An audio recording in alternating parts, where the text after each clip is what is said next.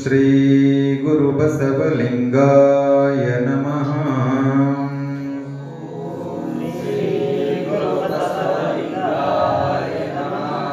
ಹರಬಸವಾಯ ನಮಃ. ಪ್ರಭುಬಸವಾಯ ನಮಃ. ಗುರುಬಸವಾಯ ನಮಃ. ಲಿಂಗಬಸವಾಯ ನಮಃ. ಜಂಗಮ ಬಸವಾಯ ನಮಃ. ಭಸ್ಮ ಬಸವಾಯ ನಮಃ. ರುದ್ರಾಕ್ಷಿ ಬಸವಾಯ ನಮಃ.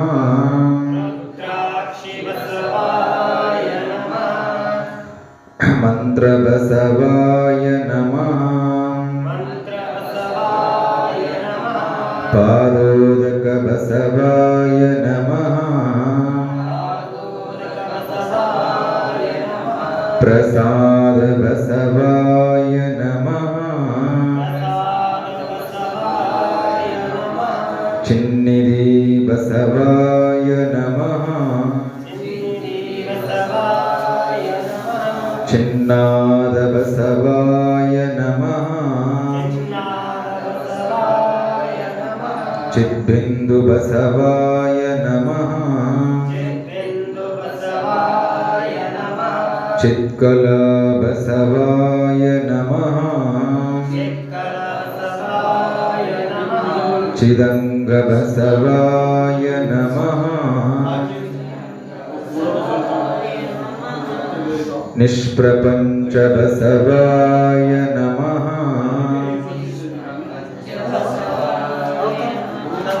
ನಿರಂಜನ ಬಸವಾಯ ನಮಃ. ನಿರ್ಗುಣ ಬಸವಾಯ ನಮಃ. ನಿತ್ಯತೃಪ್ತ ಬಸವಾಯ ನಮಃ. ಅಕಾರ ಬಸವಾಯ ನಮಃ. ಉಕಾರ ಬಸವಾಯ ನಮಃ.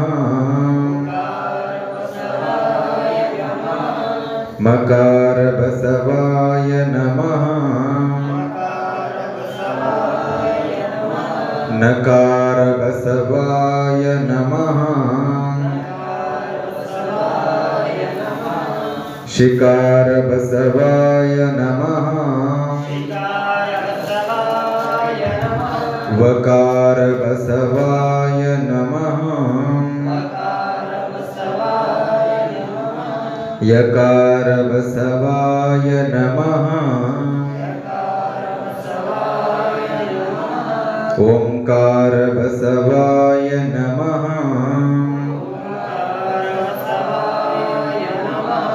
ಸಂಗಮೇಶ್ವರ ಬಸವಾಯ ನಮಃ. ಪ್ರತ್ಯಕ್ಷ ಕಪಿಲ ಸಿದ್ಧ ಮಲ್ಲಿಕಾರ್ಜುನ ಬಸವಾಯ ನಮೋ ನಮಃ.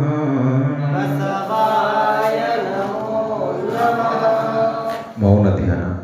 ಎರಡೂ ಕಣ್ಗಳು ಮುಚ್ಚಿರಲಿ, ಬೆನ್ನು ನೇರವಾಗಿರಲಿ, ಉಸಿರಾಟ ಸಹಜವಾಗಿರಲಿ.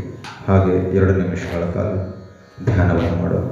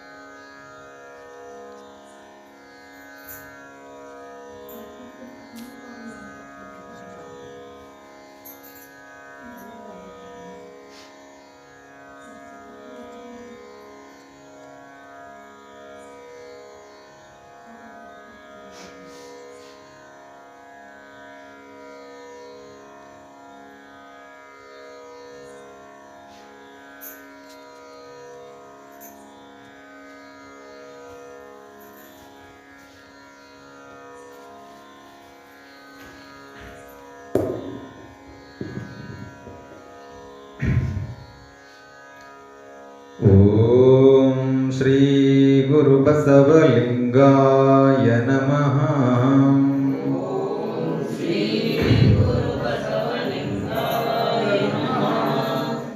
ಶ್ರೀ ಗುರು ಬಸವಲಿಂಗಾಯ ನಮಃ.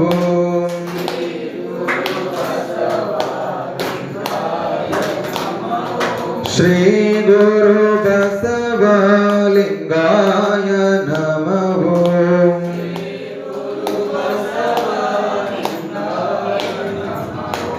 ಶ್ರೀ ಗುರು ಬಸವಲಿಂಗಾಯ ನಮಃ.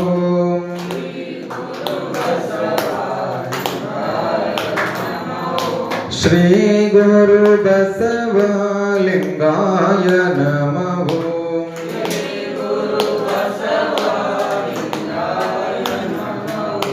ಶಿವನೇ ಬಸವ ಬಸವ ಶಿವನೇ.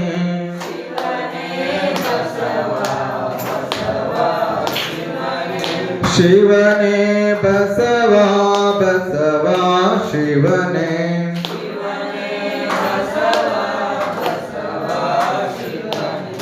ಶಿವನೇ ಬಸವ ಬಸವ ಶಿವನೇ.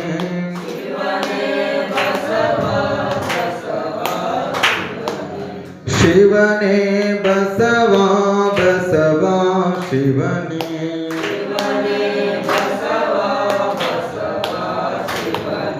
ಶ್ರೀ ಗುರು ಬಸವಲಿಂಗಾಯ ನಮಃ. ಶ್ರೀ ಗುರು ಬಸವಲಿಂಗಾಯ ನಮಃ. ಶ್ರೀ ಗುರು ಬಸವಲಿಂಗಾಯ ನಮಃ.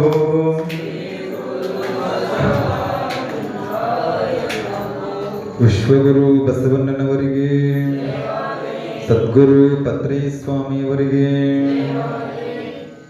ಎರಡು ಕೈಗಳನ್ನು ಜೋರಾಗಿ ಮುಚ್ಚಿ ಕಣ್ಣುಗಳ ಮೇಲೆ ಮೆತ್ತನೆಯ ಸ್ಪರ್ಶವನ್ನು ಕೊಡಿ.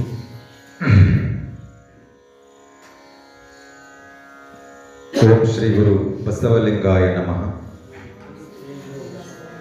ಬ ಎಂಬಲ್ಲಿಯನ್ನ ಬವಹರಿಯಿತ್ತು, ಸ ಎಂಬಲ್ಲಿ ಸರ್ವಜ್ಞಾನಿ ಅನಾದಿನಯ್ಯ, ವ ಎಂದು ವಚಿಸುವಡೆ ವಸ್ತು ಚೈತನ್ಯಾತ್ಮಕ ಅನಾದಿನಯ್ಯ.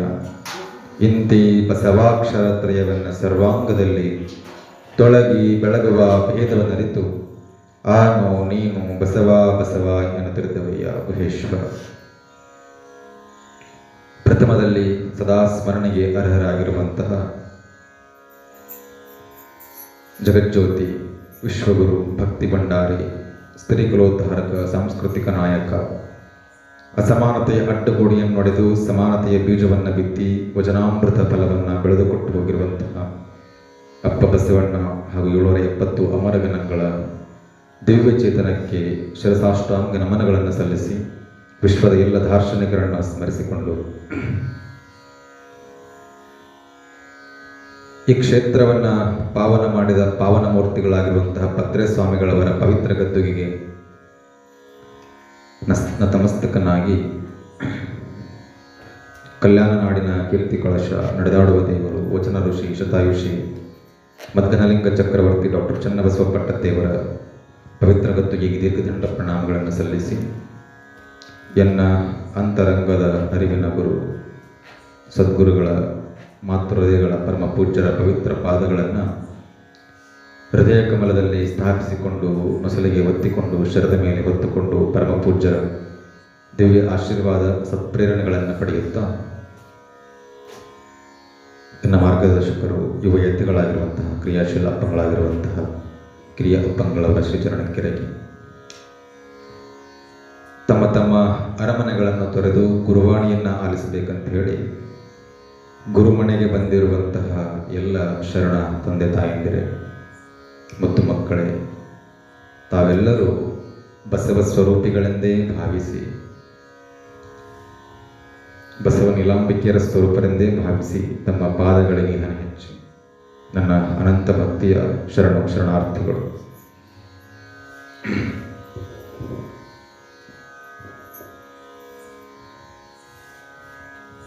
ಶರಣರ ಜೀವನ ದರ್ಶನ ಪ್ರವಚನ ಮಾಲಿಕೆಯ 23ನೇ ದಿವಸ ಇವತ್ತು. ಇನ್ನೇನು 4-5 ದಿವಸಗಳು ಮಾತ್ರ ಕುಳಿತು 22 ದಿವಸಗಳ ಕಾಲ ನಾವು ಬಹಳ ಅದ್ಭುತವಾಗಿ ಶರಣರ ದಿವ್ಯ ಚರಿತ್ರೆಯನ್ನು ಕೇಳಿದ್ವಿ. ಅವರ ಜೀವನ ಹೆಂಗಿತ್ತು ಅಂತ ನಾವೆಲ್ಲ ನೋಡಿದ್ವಿ.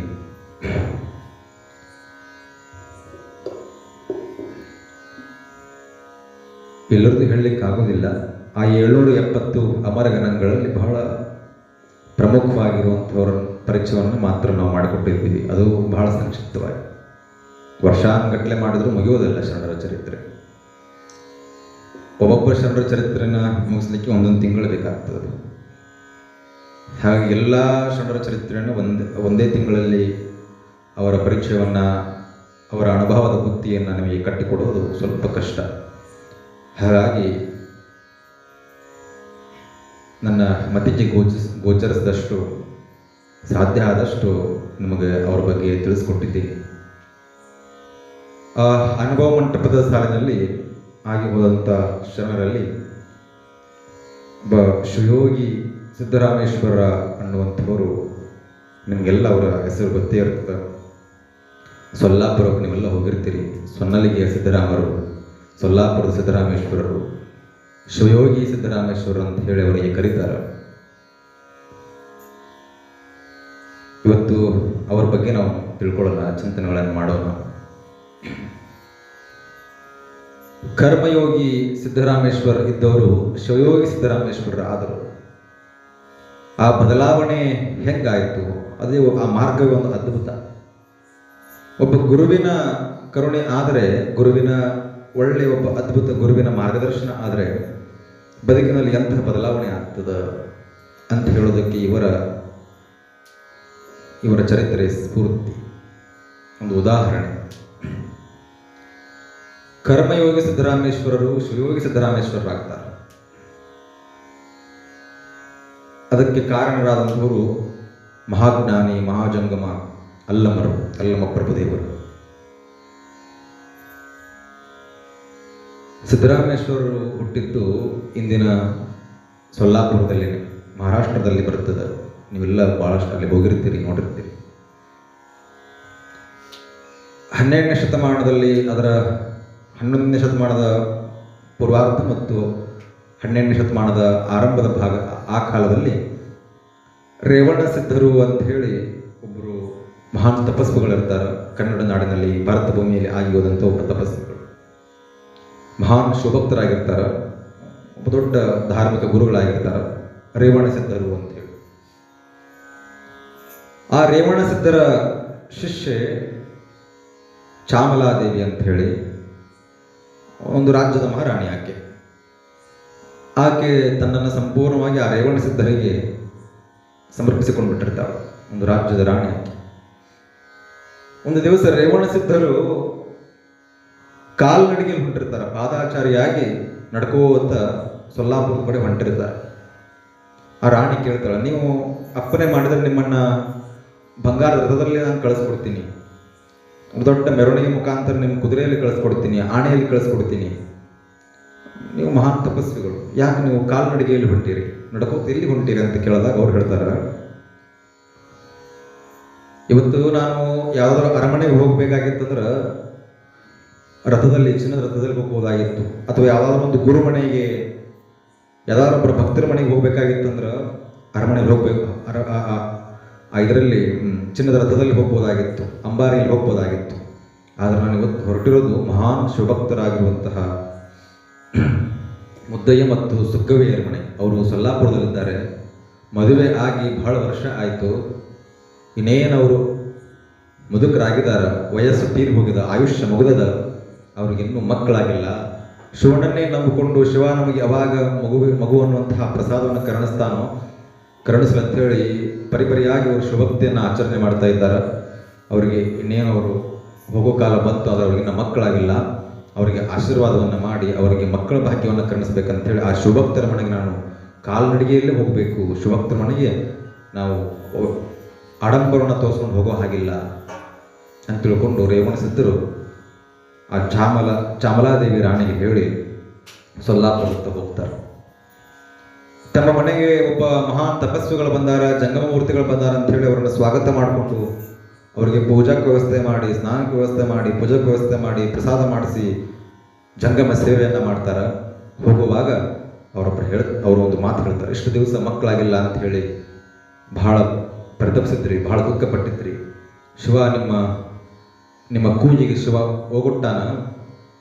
ಒಂದು ದಿವಸದಲ್ಲಿ ತಮಗೆ ಶಿವನ ಒಂದು ಅಂಶವೇ ತಮ್ಮ ಹೊಟ್ಟೆಯಲ್ಲಿ ಜನಿಸಿ ಬರುತ್ತದೆ.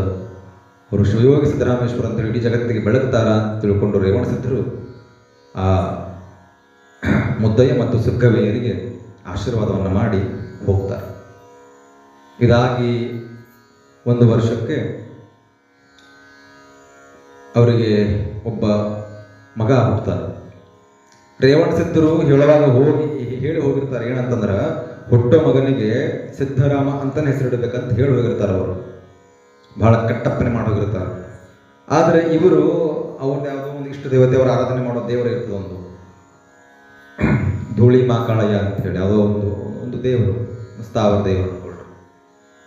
ಅದರ ಮೇಲೆ ಅವರಿಗೆ ಬಹಳ ಭಕ್ತಿ ಇರ್ತದೆ. ಹಾಗಾಗಿ ಧೂಳಿ ಮಾಕಾಳಯ್ಯ ಅಂತ ಹೇಳಿ ಆ ಬಾಲಕನಿಗೆ, ಸಿದ್ದರಾಮನಿಗೆ, ಸಣ್ಣ ಮಗುವಿಗೆ ಹೆಸರಿಡ್ತಾರೆ. ಆತ ಬೆಳೀತಾ ಬೆಳೀತಾ ಹೋಗ್ತಾನೆ. ಇವರೆಷ್ಟೇ ಧೂಳಿ ಮಕ್ಕಳಯ್ಯ ಧೂಳಯ್ಯ ಅಂತ ಕರೆದ್ರೂ ಅವು ಹೋಗ್ಬಿಡ್ತಿರ್ಲಿಲ್ಲ. ಸಿದ್ದರಾಮ ಅಂತ ಕರೆದ್ರೆ ಮಾತ್ರ ಆತ ಓ ಅಂತಿದ್ದ, ಬೇರೆ ಯಾವ ಹೆಸರಿಂದ ಕರೆದ್ರು ಓ ಅಂತಿರಲಿಲ್ಲ. ಯಾಕಂದ್ರೆ ರೇವಣ ಸಿದ್ದರ ಆಶೀರ್ವಾದ ಮಾಡಿ ಹೋಗ್ಬಿಟ್ಟಿದ್ರು, ಇವನಿಗೆ ಸಿದ್ದರಾಮ ಅಂತಲೇ ಹೆಸರು ಇಡಬೇಕಂತೇಳಿ. ಆದರೆ ಅವರ ಅಪ್ಪ ಅಮ್ಮ ಸಿದ್ದರಾಮ ಅನ್ನೋ ಹೆಸರನ್ನು ಇಟ್ಟಿರಲಿಲ್ಲ. ಹೇಗೆ ನೋಡಿ, ಅದು ಆ ಮಗು ಧೂಳಿ ಮಕ್ಕಳಯ್ಯ ಅಂತ ಅಪ್ಪ ಅಮ್ಮ ಇಟ್ಟರು ಹೆಸರನ್ನು ಕರೆದ್ರೆ ಹೋಗ್ಬಿಡ್ತಿರ್ಲಿಲ್ಲ. ಗುರುವೇ ಇಟ್ಟಂತ ಹೆಸರು ಕರೆದ್ರೆ ಹೋಗ್ಬಿಡ್ತಿದ್ದ. ಬೆಳಿತಾನ 5-6 ವರ್ಷ ಆಗ್ತಾನ. ಬೆಳಿತಾ ಹೋದ ಹಾಗೆ ಅವ್ರ ಅಪ್ಪ ಅಮ್ಮನಿಗೆ ಗೊತ್ತಾಗ್ತದ, ಈ ಮಗ ಸ್ವಲ್ಪ ಮಂದ ಬುದ್ಧಿವಾದನ ಅಂತ ಹೇಳಿ. ಸ್ವಲ್ಪ ಪೆತ್ತನಾಗಿರ್ತಾನ, ಜಡತ್ವದಿಂದ ತುಂಬ್ಕೊಂಡ್ಬಿಟ್ಟಿರ್ತಾನ. ಆಸಕ್ತಿ ಇರೋದಿಲ್ಲ ಯಾವುದ್ರಲ್ಲೂ ಕೂಡ, ಕ್ರಿಯಾಶೀಲವಾಗಿರೋದಿಲ್ಲ.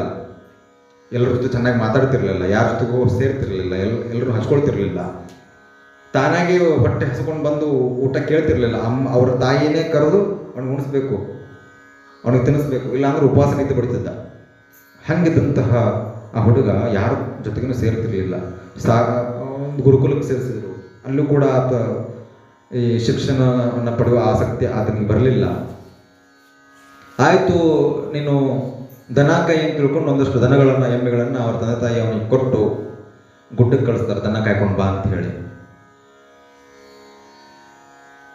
ಗುಡ್ಡಕ್ಕೆ ದನ ಕಾಯಕಂತ ಹೋಗಿರ್ತಾನೆ ಸಿದ್ದರಾಮ.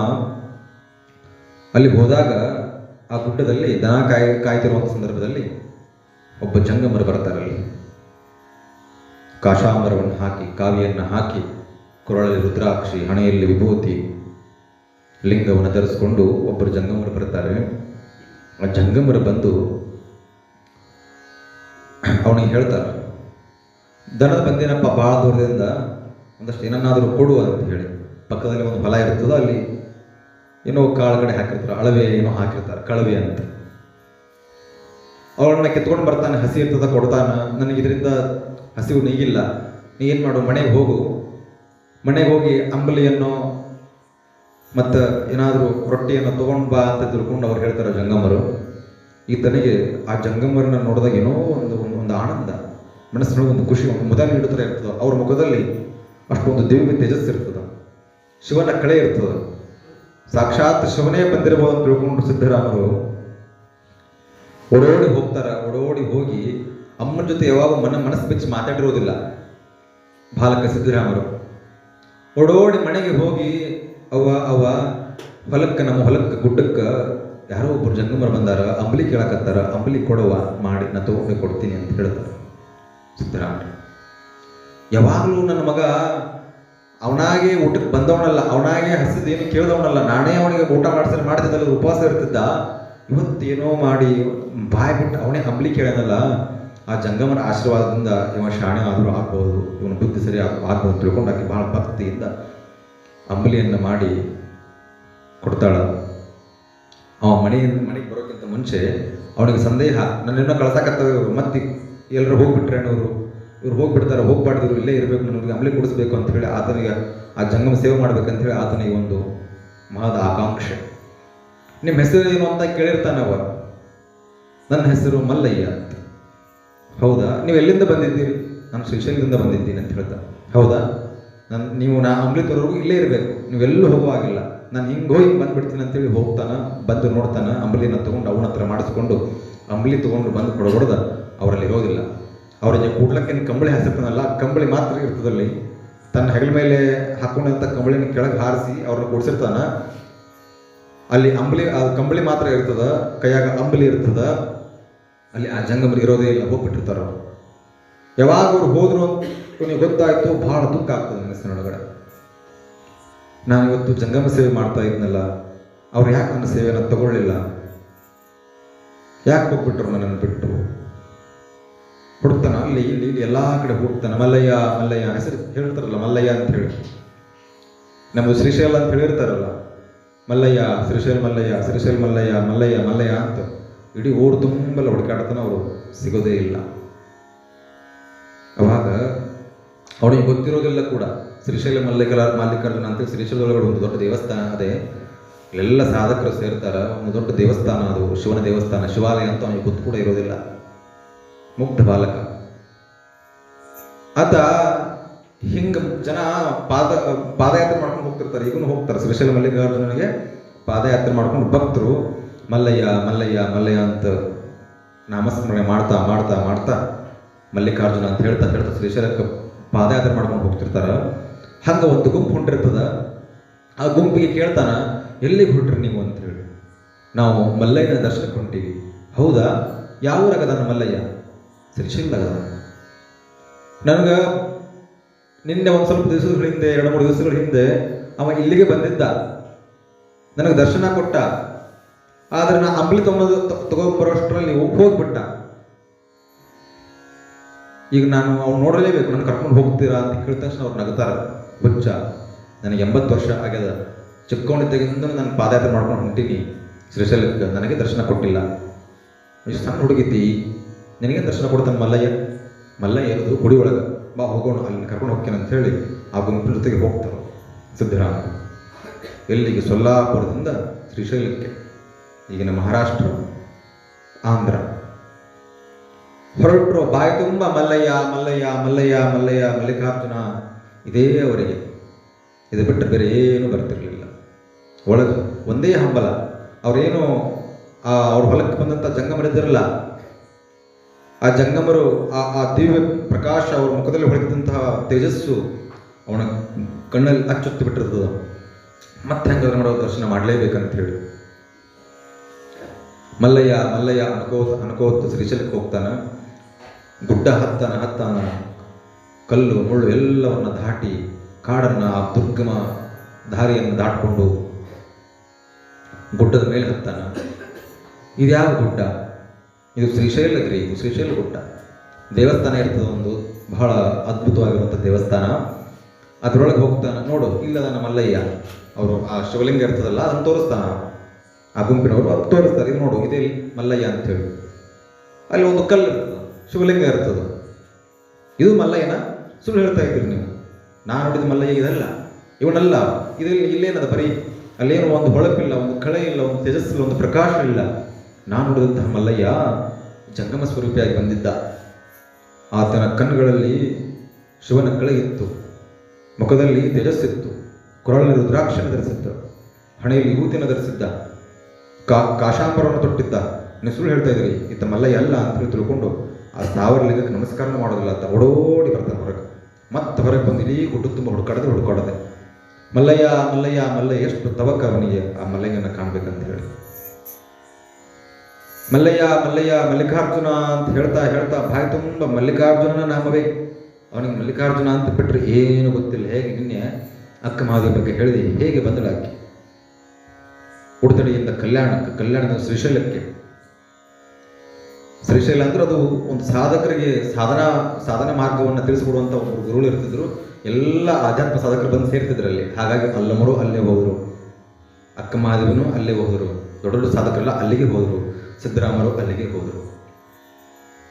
ಮಲ್ಲಯ್ಯ ಮಲ್ಲಯ್ಯ ಅಂತ ಹೇಳಿ ಬಾಯಿ ತುಂಬ ಮಲ್ಲಯ್ಯನ ಆ ಮಲ್ಲಯ್ಯ ಅನ್ನೋ ನಾಮಸ್ಮರಣೆ ಮನ ತುಂಬ ಮಲ್ಲಯ್ಯನೇ ತುಂಬಿಕೊಂಡಾಣ. ತಲೆಯೊಳಗೆ ಬೇರೆ ಯಾವುದೇ ವಿಚಾರಗಳೂ ಇಲ್ಲ, ಬರೀ ಮಲ್ಲಯ್ಯ ಮಲ್ಲಯ್ಯ. ಹುಡುಕ್ತಾನ ಆ ಗುಡ್ಡ ತುಂಬ ಆ ಬೆಟ್ಟ ತುಂಬ ಹುಡುಕ್ತಾನೆ. ಮಲ್ಲಯ್ಯ ಸಿಗೋದಿಲ್ಲ, ಬೇಸತ್ತು ಬಿಡ್ತಾನೆ. ಯಾವಾಗ ದರ್ಶನ ಕೊಡ್ತಾನೆ ನನಗೆ ಮಲ್ಲಯ್ಯ ಅಂತ ಹೇಳಿ. ಅವನಲ್ಲಿ ಆ ಸಣ್ಣ ಬಾಲಕ, ಅವನಲ್ಲಿ ಆ ಬರೀ ಮಲ್ಲಯ್ಯನ ಭಕ್ತಿ ಮಾಡೋ ಒಂದೇ ಗೊತ್ತಿತ್ತು ಅಷ್ಟೇ. ಮಲ್ಲಯ್ಯನ ದರ್ಶನ ಮಾಡ್ಬೇಕಷ್ಟೇ, ಅದನ್ನು ನೋಡ್ಬೇಕು ಮತ್ತೆ ಅಂತ. ಈಗೆಲ್ಲ ಬಹಳಷ್ಟು ಜನ ಏನು ಭಕ್ತಿಯನ್ನು ಮಾಡ್ತಾರಲ್ಲ, ಅದರ ಪ್ರತಿಯಾಗಿ ನನಗೆ ಸಂಪತ್ತು ಕೊಡು, ಹಣ ಕೊಡು, ಆಸ್ತಿ ಕೊಡು, ಐಶ್ವರ್ಯ ಕೊಡು ಅಂತೆಲ್ಲ ಕೇಳ್ತಾರಲ್ಲ, ಅದೊಂಚೂರು ಮನಸ್ಸಲ್ಲಿ ಸುಳಿದಿರಲಿಲ್ಲ ಅವನಿಗೆ. ಆ ತೇಜೋಮೂರ್ತಿ ಜಂಗಮನ ದರ್ಶನ ಮಾಡ್ಬೇಕಷ್ಟೆ. ಹುಡುಕಾಡ್ತಾನೆ, ಇಡೀ ಗುಡ್ಡ ತುಂಬ ಹುಡುಕಾಡ್ತಾನ. ಸಣ್ಣ ಬಾಲಕ ಹುಡುಕ್ತಾನ, ಸಿಗೋದೇ ಇಲ್ಲ.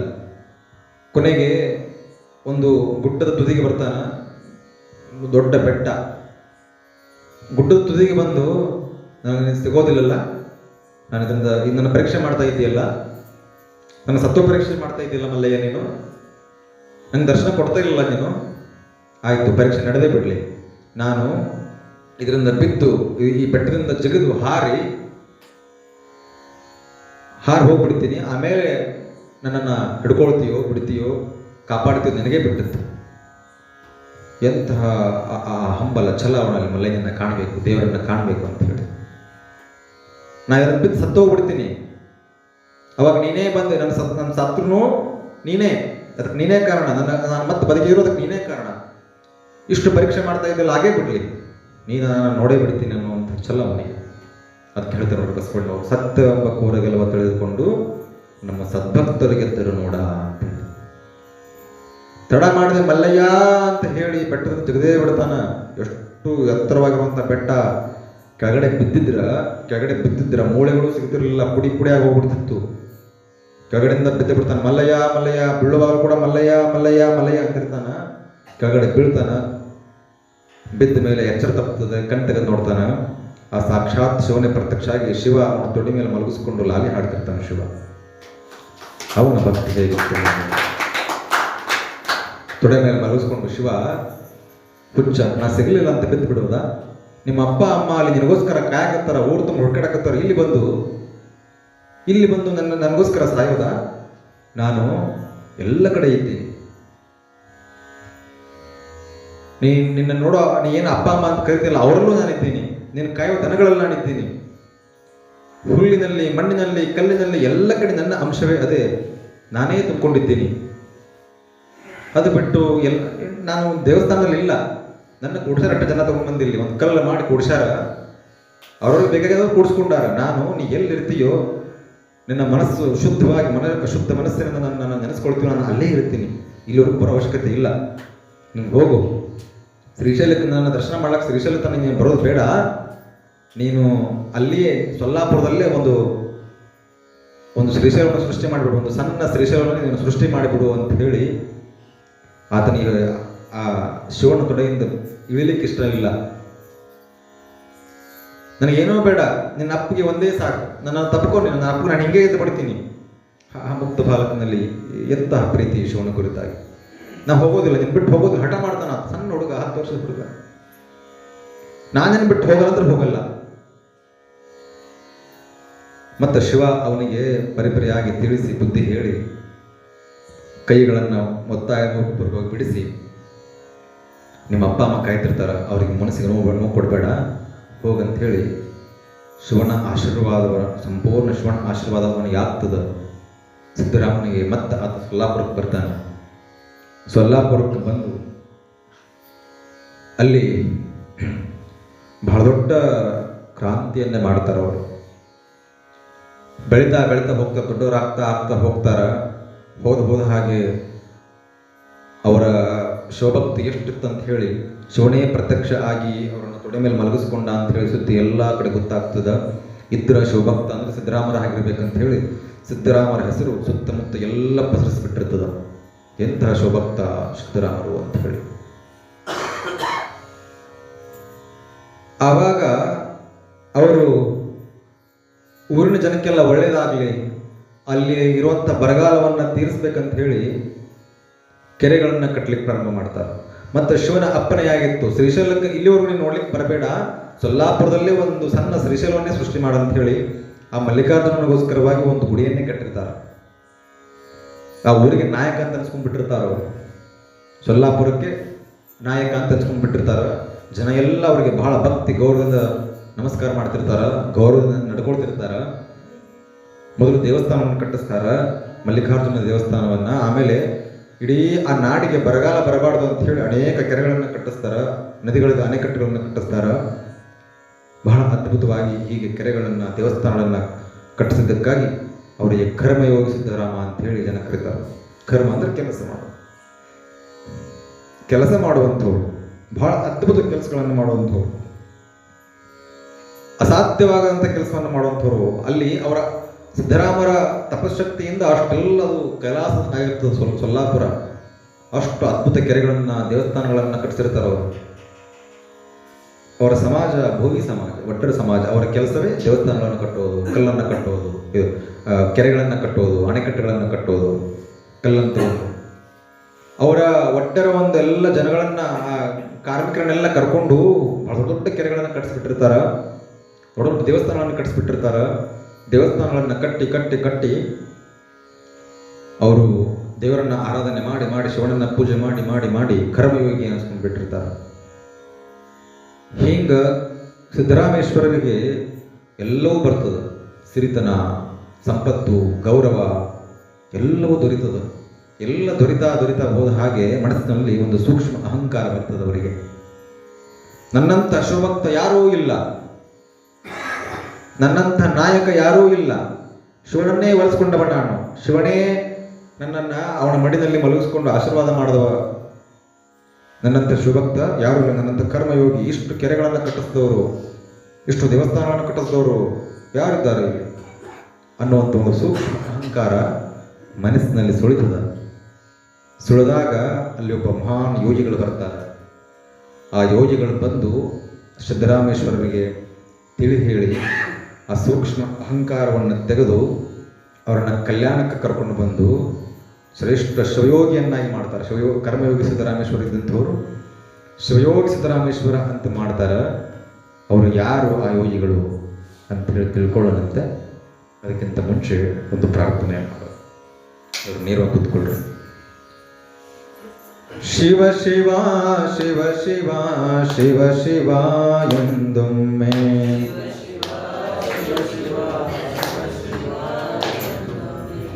ಶಿವ ಶಿವ ಶಿವ ಶಿವ ಶಿವ ಶಿವ ಎಂದೊಮ್ಮೆ,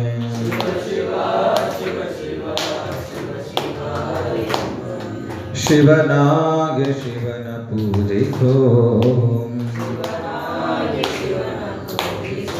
ಮನವೇ ಶಿವನಾಗೆ ಶಿವನ ಪೂಜಿಸೋ,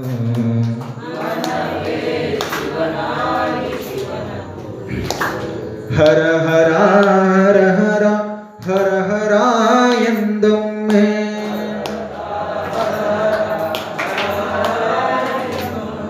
ಹರ ಹರ ಹರ ಹರ ಹರ ಹರ ಎಂದೊಮ್ಮೆ,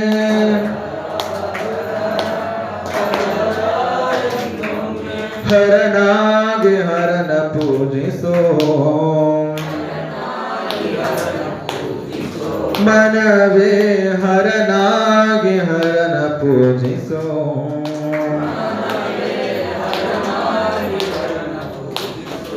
ಲಿಂಗವೇ ಲಿಂಗವೇ ಲಿಂಗವೇ ಎಂದೊಮ್ಮೆ,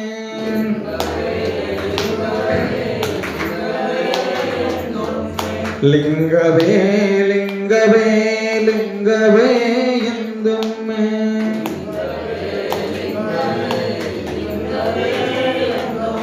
ಕಪಿಲ ಸಿದ್ಧ ಮಲ್ಲಿಕಾರ್ಜುನ ಲಿಂಗವ ಪೂಜಿಸಿ,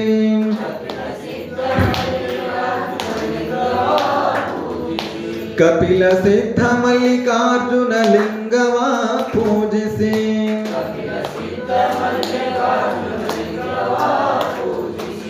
ಲಿಂಗವಾಗುಮನವೇ ಲಿಂಗವಾಗುಮನವೇ,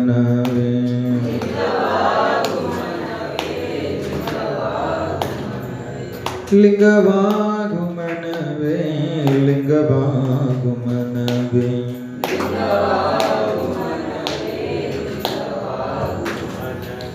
ಲಿಂಗವಾಗುಮನವೇ ಲಿಂಗವಾಗುಮನವೇ.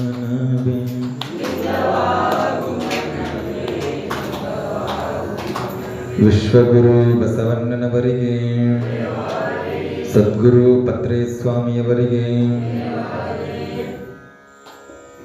ಈ ವಚನ ಕೂಡ ಈಗ ನಾನು ನಿಮಗೆ ದಿನ ಹೇಳ್ಕೊಡ್ತೀನಲ್ಲ ಪ್ರವಚನದ ಮಧ್ಯದಲ್ಲಿ, ಶಿವ ಶಿವ ಶಿವ ಶಿವ ಶಿವ ಶಿವ ಎಂದೊಮ್ಮೆ ಶಿವನಾಗಿ ಶಿವನ ಪೂಜಿಸು, ಹರ ಹರ ಹರ ಹರ ಹರ ಹರ ಹರ ಹರ ಎಂದೊಮ್ಮೆ ಹರನಾಗಿ ಹರನ ಪೂಜಿಸು, ಲಿಂಗವೇ ಲಿಂಗವೇ ಲಿಂಗವೇ ಎಂದೊಮ್ಮೆ ಕಪಿಲ ಸಿದ್ಧ ಮಲ್ಲಿಕಾರ್ಜುನ ಲಿಂಗವ ಪೂಜಿಸಿ, ಲಿಂಗವಾಗು ಮನವೇ ಲಿಂಗವಾಗು ಮನವೇ ಅಂತ. ಏನು ಅದ್ಭುತ ವಚನ! ಈ ವಚನ ಕೂಡ ಸಿದ್ದರಾಮೇಶ್ವರಿ ಬರೆದಿತ್ತು. ದಿನ ನಿಮಗೆ ಹೇಳ್ಕೊಡ್ತೀನಲ್ಲ, ಈ ವಚನ ಸಿದ್ದರಾಮೇಶ್ವರಿ ಬರೆದಿದ್ದು. ಅವ್ರ ವಚನಾಂಕಿತ ಕಪಿಲ ಸಿದ್ಧ ಮಲ್ಲಿಕಾರ್ಜುನ ಅಂತ. ಎಷ್ಟು ಅದ್ಭುತ ಬರ್ದಾರೆ ನೋಡ್ರಿ ವಚನವನ್ನು. ಶಿವನನ್ನು ಹೆಂಗೆ ಪೂಜೆ ಮಾಡ್ಬೇಕಂತ ಹೇಳಿ, ಶಿವ ಶಿವ ಶಿವ ಶಿವ ಅಂತ ಹೇಳ್ತಾ ಬೇರೆ ತಲೆಯಲ್ಲಿರೋ ಎಲ್ಲ ಆಲೋಚನೆಗಳನ್ನ, ಬೇರೆ ವಿಚಾರಗಳನ್ನ ಬದಿಗಿಟ್ಟು ಮನಸ್ಸಿನ ತುಂಬ ಭಾವದ ತುಂಬ ಶಿವ ಶಿವ ಶಿವ ಶಿವ ಅಂತ ಹೇಳಿದ್ರೆ ನಾವೇ ಶಿವ ಆಗಿಬಿಡ್ತೀವಿ, ಶಿವಸ್ವರೂಪಿಗಳಾಗಿಬಿಡ್ತೀವಿ. ಹಾಗೆ ಶಿವಸ್ವರೂಪಿಗಳಾಗಿ ಶಿವನನ್ನು ಪೂಜೆ ಮಾಡ್ಬೇಕಂತ. ಇನ್ನು ಹರ ಹರ ಹರ ಹರ ಹರ ಹರ ಅಂತ ಹೇಳ್ತಾ, ಹರ ಅಂದ್ರೂ ಒಂದೇ, ಶಿವ ಅಂದ್ರೂ ಒಂದೇ, ಒಬ್ಬರೇ ಇಬ್ಬರು. ಹಂಗೆ ಹರ ಹರ ಅಂತ ಹೇಳ್ತಾ ನಮ್ಮ ಮನಸ್ಸಿನ ತುಂಬ ಭಾವ ತುಂಬ ತುಂಬಿಕೊಂಡ್ರೆ ನಾವೇ ಹರನಾಗ್ಬಿಡ್ತೀವಿ. ಹಂಗೆ ನಾವೇ ಹರನಾಗಿ ಹರನನ್ನು ಪೂಜೆ ಮಾಡಬೇಕು. ಕೈಯಾಗ ಲಿಂಗ ಹಿಡ್ಕೊಂಡ ಮೇಲೆ ಬೇರೆ ಯೋಚನೆಗಳು ಬರಬಾರ್ದು ಅಂತ ಎಲ್ಲ ಆಲೋಚನೆಗಳನ್ನು ಬದಿಗೊತ್ತಿ ಲಿಂಗವೇ ಲಿಂಗವೇ ಬರೀ ಲಿಂಗಯ್ಯ ಲಿಂಗಯ್ಯ ಲಿಂಗಯ್ಯ ಅಂತ ಹೇಳಬೇಕು. ಅವಾಗ ನಾವೇ ಲಿಂಗವಾಗಿ ಬಿಡ್ತೀವಿ, ನಾವೇ ಲಿಂಗ ಆಗಿ ಲಿಂಗವನ್ನು ಪೂಜಿಸ್ಬೇಕಂತ. ಈ ವಚನದ ಒಳಾರ್ಥ ಭಾವಾರ್ಥ ಬಹಳ ದೀರ್ಘ ಅದೇ, ಮೇಲ್ನೋಟಕ್ಕೆ ಅಷ್ಟು ಸುಲಭ ಕಂಡಂಗಿಲ್ಲ ಇದು. ಅದನ್ನು ಮುಂದೆ ನೋಡೋಣಂತೆ. ಹೇಗೆ ಸಿದ್ದರಾಮೇಶ್ವರರು ಕರ್ಮಯೋಗಿಗಳಾಗಿ ಕೆರೆಗಳನ್ನು, ಕಟ್ಟೆಗಳನ್ನು, ದೇವಸ್ಥಾನಗಳನ್ನು ನಿರ್ಮಿಸ್ತಾ ಆ ಊರಿನ ನಾಯಕ ಅನ್ನಿಸ್ಕೊಂಡು ಬಹಳ ಸ್ವಲ್ಪ ಒಂದಷ್ಟು ಸೂಕ್ಷ್ಮ ಅಹಂಕಾರ ಬಂದಿರ್ತದೆ. ನಾನು ನಿಮಗೆ ಹಿಂದೆ ಅಮ್ಮುಗೆ ದೇವಯ್ಯ ಮತ್ತು ರಾಯಮ್ಮನವರ ಚರಿತ್ರೆಯನ್ನು ಹೇಳುವಾಗ ನೀವೆಲ್ಲ ಗಮನಿಸಿದ್ರಿ. ಏನಂತ, ಒಂದು ಪರ್ವ ಪೂಜೆಯನ್ನು ಮಾಡ್ಬೇಕಂತ ಹೇಳಿ ಆ ಮಲ್ಲಿಕಾರ್ಜುನ ದೇವಸ್ಥಾನದ ಅಲ್ಲಿ ಸ್ಥಾವರ ಲಿಂಗಕ್ಕೆ ಒಂದು ಪರ್ವ ಪೂಜೆ ಮಾಡ್ಬೇಕಂತ ಹೇಳಿ ಅಲ್ಲಿ ಸುತ್ತಮುತ್ತಲು ಎಲ್ಲ ಹೂವಿನ ಗಿಡಗಳನ್ನು ತೊಗೊಂಡು ಬಂದು ಹೂವನ್ನು ಅದರ ಮೇಲೆ ಹಾಕಿ, ಒಂದು ಗಿಡಗಳು ಪತ್ರೆಗಳು ಕಾಣಿಸಲೇಬಾರ್ದು, ಎಲ್ಲ ಪತ್ರೆಗಳನ್ನು ತೊಗೊಂಡ್ಬಂದು ಆ ಲಿಂಗದ ಮೇಲೆ ಹಾಕಿ ಹಾಲು ತುಪ್ಪ ಎಲ್ಲವನ್ನ ಎರೆದು ಪೂಜೆ ಮಾಡ್ಬೇಕಂತೇಳಿ ಕರ್ಮಯೋಗಿ ಸಿದ್ದರಾಮೇಶ್ವರರು ಇಡೀ ಭಾರತದಲ್ಲಿರುವಂಥ ಎಲ್ಲ ಜಂಗಮರನ್ನ, ಸಾಧುಗಳನ್ನ, ಸತ್ಪುರುಷರನ್ನ ಒಂದೇ ಕಡೆ ಸೇರಿಸಬೇಕಂತ ಹೇಳಿ ಅನ್ಕೊಂಡು ದೊಡ್ಡ ಕಾರ್ಯಕ್ರಮ ಮಾಡ್ಬೇಕು ಅನ್ಕೊಳ್ತಾರ. ಆ ಬಂದಿರೋಂತಹ ಸಾಧುಗಳಿಗೆ, ಜಂಗಮರಿಗೆ, ಸತ್ಪುರುಷರಿಗೆ, ಬಂದಿರುವಂಥ ಜನಗಳಿಗೆ ಈಗ ಪ್ರಸಾದ ವ್ಯವಸ್ಥೆ ಮಾಡಿಸ್ಬೇಕಲ್ಲ, ದಾಸೋಹನ ಮಾಡಿಸ್ಬೇಕಲ್ಲ. ಆ ದಾಸೋಹನ ಮಾಡಲಿಕ್ಕೆ ಪ್ರತಿ ಸೊಲ್ಲಾಪುರದಲ್ಲಿರುವಂತಹ ಎಲ್ಲ ಪ್ರತಿ ಮನೆಗೂ ಕೂಡ ಭತ್ತವನ್ನು ಕೊಡ್ತಾರೆ. ಭತ್ತ ಜೊತೆ ಒಂದು ಕೊಟ್ಟನನ್ನು ಕೊಡ್ತಾರೆ, ಕೊಟ್ಟೋದು ಕಲ್ಲು ಕೊಡ್ತಾರೆ. ಕೊಟ್ಟಾಗ ಅದನ್ನ ಅಲ್ಲೇ ವಾಸ ಆಗಿದಂತಹ ಅಮ್ಮಗೆ ದೇವಯ್ಯ ಮತ್ತು ರಾಯಮ್ಮನಿಗೂ ಕೊಡ್ತಾರೆ. ಅವ್ರು ಹೇಳ್ತಾರೆ, ನಮ್ಮ ಕಾಯಕ ಬಟ್ಟೆ ನೇಯೋದು, ನಾವು ನಮ್ಮ ಕಾಯಕವನ್ನು ಬಿಟ್ಟು ಬೇರೆ ಕಾಯಕವನ್ನು ಮಾಡೋದಿಲ್ಲ. ನೀವು ಗುಡಿಯಾಗ ಕಲ್ಲಾಕಿ ಕೂತರು ಲಿಂಗಕ್ಕೆ ಇಷ್ಟೆಲ್ಲ ಹಾಲುಗಳನ್ನು ಹಾಕಿ, ಹೂ ಪತ್ರೆಯನ್ನು ಹಾಕಿ ವ್ಯರ್ಥ ಭಕ್ತಿಯನ್ನು ಮಾಡೋ ಬದಲು ಬಹಳ ಸಹಜ ಸರಳ ಭಕ್ತಿಯನ್ನು ಆಚರಣೆ ಮಾಡಿರಿ, ನೀವೇ ಲಿಂಗ ಆಗ್ತೀರಿ. ಸಿದ್ದರಾಮೇಶ್ವರಿಗೆ ಬುದ್ಧಿ ಇಲ್ಲ ಅಂತ ಹೇಳ್ಬಿಡ್ತಾರೆ ಅವರು. ಸಿದ್ದರಾಮೇಶ್ವರ ಅಂದ್ರೆ ಎಂಥ ಶಿವಭಕ್ತ ಅನ್ನೋದು ಒಳಗಡೆ ನನ್ನಂಥ ಶಿವಭಕ್ತ ಯಾರು ಇಲ್ಲ ಅಂತ ಒಳ್ಳೆ ಒಂದು ಸೂಕ್ಷ್ಮ ಅಹಂಕಾರ ಬಂದಿರ್ತದಲ್ಲ. ಬಂದು ಅವರಿಗೆ, ನನ್ನ ಮಾತಿಗೆ ನೀವು ವಿರುದ್ಧವಾಗಿ ಮಾತನಾಡ್ತೀರಲ್ಲ, ನಡೆದು ಬಿಡ್ರಿ, ನೀವು ಇಲ್ಲಿ ಇರಬೇಡ್ರಿ, ನನ್ನೂರು, ನೀವು ನಡೆದು ಬಿಡ್ರಿ ಅಂತ ಹೇಳಿದಾಗ ಅಮ್ಮಗೆ ದೇವಯ್ಯ ಮತ್ತು ರಾಯಣ್ಣನವರು 3 ಗಂಟೆಗಳನ್ನು ಮಾಡ್ತಾರೆ. ಎಲ್ಲ ಅವ್ರು ಮನೆದಿರೋ ಸಾಮಾನುಗಳನ್ನು ಎಲ್ಲ 3 ಗಂಟೆಯಾಗಿ ಮಾಡ್ತಾರೆ. 3 ಗಂಟೆಯನ್ನು ಮಾಡಿ 2 ಗಂಟೆ ಹೆಣ್ತಿರ್ತಾರೆ, 1 ಗಂಟೆ ಹೊತ್ಕೊಳ್ತಾರೆ. ಇನ್ನೊಂದು ಗಂಟೆ ಉಳಿತದ. ಆ ಗಂಟೆ ಏನು ಮಾಡ್ತೀರಿ ಅಂತ ಅಮ್ಮಗೆ ರಾಯಮ್ಮನವರು ಕೇಳಿದಾಗ, ಶಿವನನ್ನೇ ನಂಬಿಕೊಂಡು ನಾವು ಬದುಕ್ತಾ ಇರೋರು ಶಿವಭಕ್ತರು, ನಮ್ಮ ಆಗ ಹೋಗುಗಳನ್ನೆಲ್ಲ ಶಿವನೇ ನೋಡ್ಕೊಳ್ತಾನ. ನಾವು 2 ಗಂಟೆ, ನೀವೊಂದು ಗಂಟೆ ಹೊತ್ಕೊಂಡು ನಾವೊಂದು ಗಂಟೆ ಹೊತ್ಕೊಂಡು ನಡಿ ಕಲ್ಯಾಣಕ್ಕೆ ಬಸವನನ್ನ ಕಾಣೋಣ ಅಂತ ಹೇಳಿ ಅವ್ರು ಕಲ್ಯಾಣಕ್ಕೆ ಬರ್ತಾರೆ. ಕಲ್ಯಾಣಕ್ಕೆ ಬಂದು ಊರ ಆಚೆಗೆ ಒಂದು ದೇವಸ್ಥಾನ ಒಳಗಡೆ ಗಂಟನ್ನು ಇಳಿಸ್ತಾರ. ಅವ್ರು ಏನು ಅನ್ಕೊಂಡಿರ್ತಾರಲ್ಲ, ಶಿವನೇ ತೊಗೊಂಡ್ಬರ್ತಾನೆ ಗಂಟನ್ನು ಅಂತ ಹೇಳಿರ್ತಾರಲ್ಲ, ಅವ್ರು ಬರೋಕ್ಕಿಂತ ಮುಂಚೆ ಶಿವನೇ ಗಂಟು ತೊಗೊಂಡು ಬಂದು ಆ ದೇವಸ್ಥಾನದಾಗ ಇಟ್ಟಿರ್ತಾನೆ. ಇಂಥ ಆ ಅಮ್ಮಗೆ ದೇವಯ್ಯ ಮತ್ತು ರಾಯಮ್ಮನವರು ಅಂಥ ಶಿವಭಕ್ತಿಯನ್ನು ಮಾಡಿದವರು. ಅವಾಗ ಈ ಕಡೆ ಲಿಂಗದ ಮೇಲೆ ಸಿದ್ದರಾಮೇಶ್ವರರು ಹಾಲು ತುಪ್ಪ ಎಲ್ಲ ಹಾಕಿ ತಿಕ್ಕಿರ್ತಾರ ಲಿಂಗ.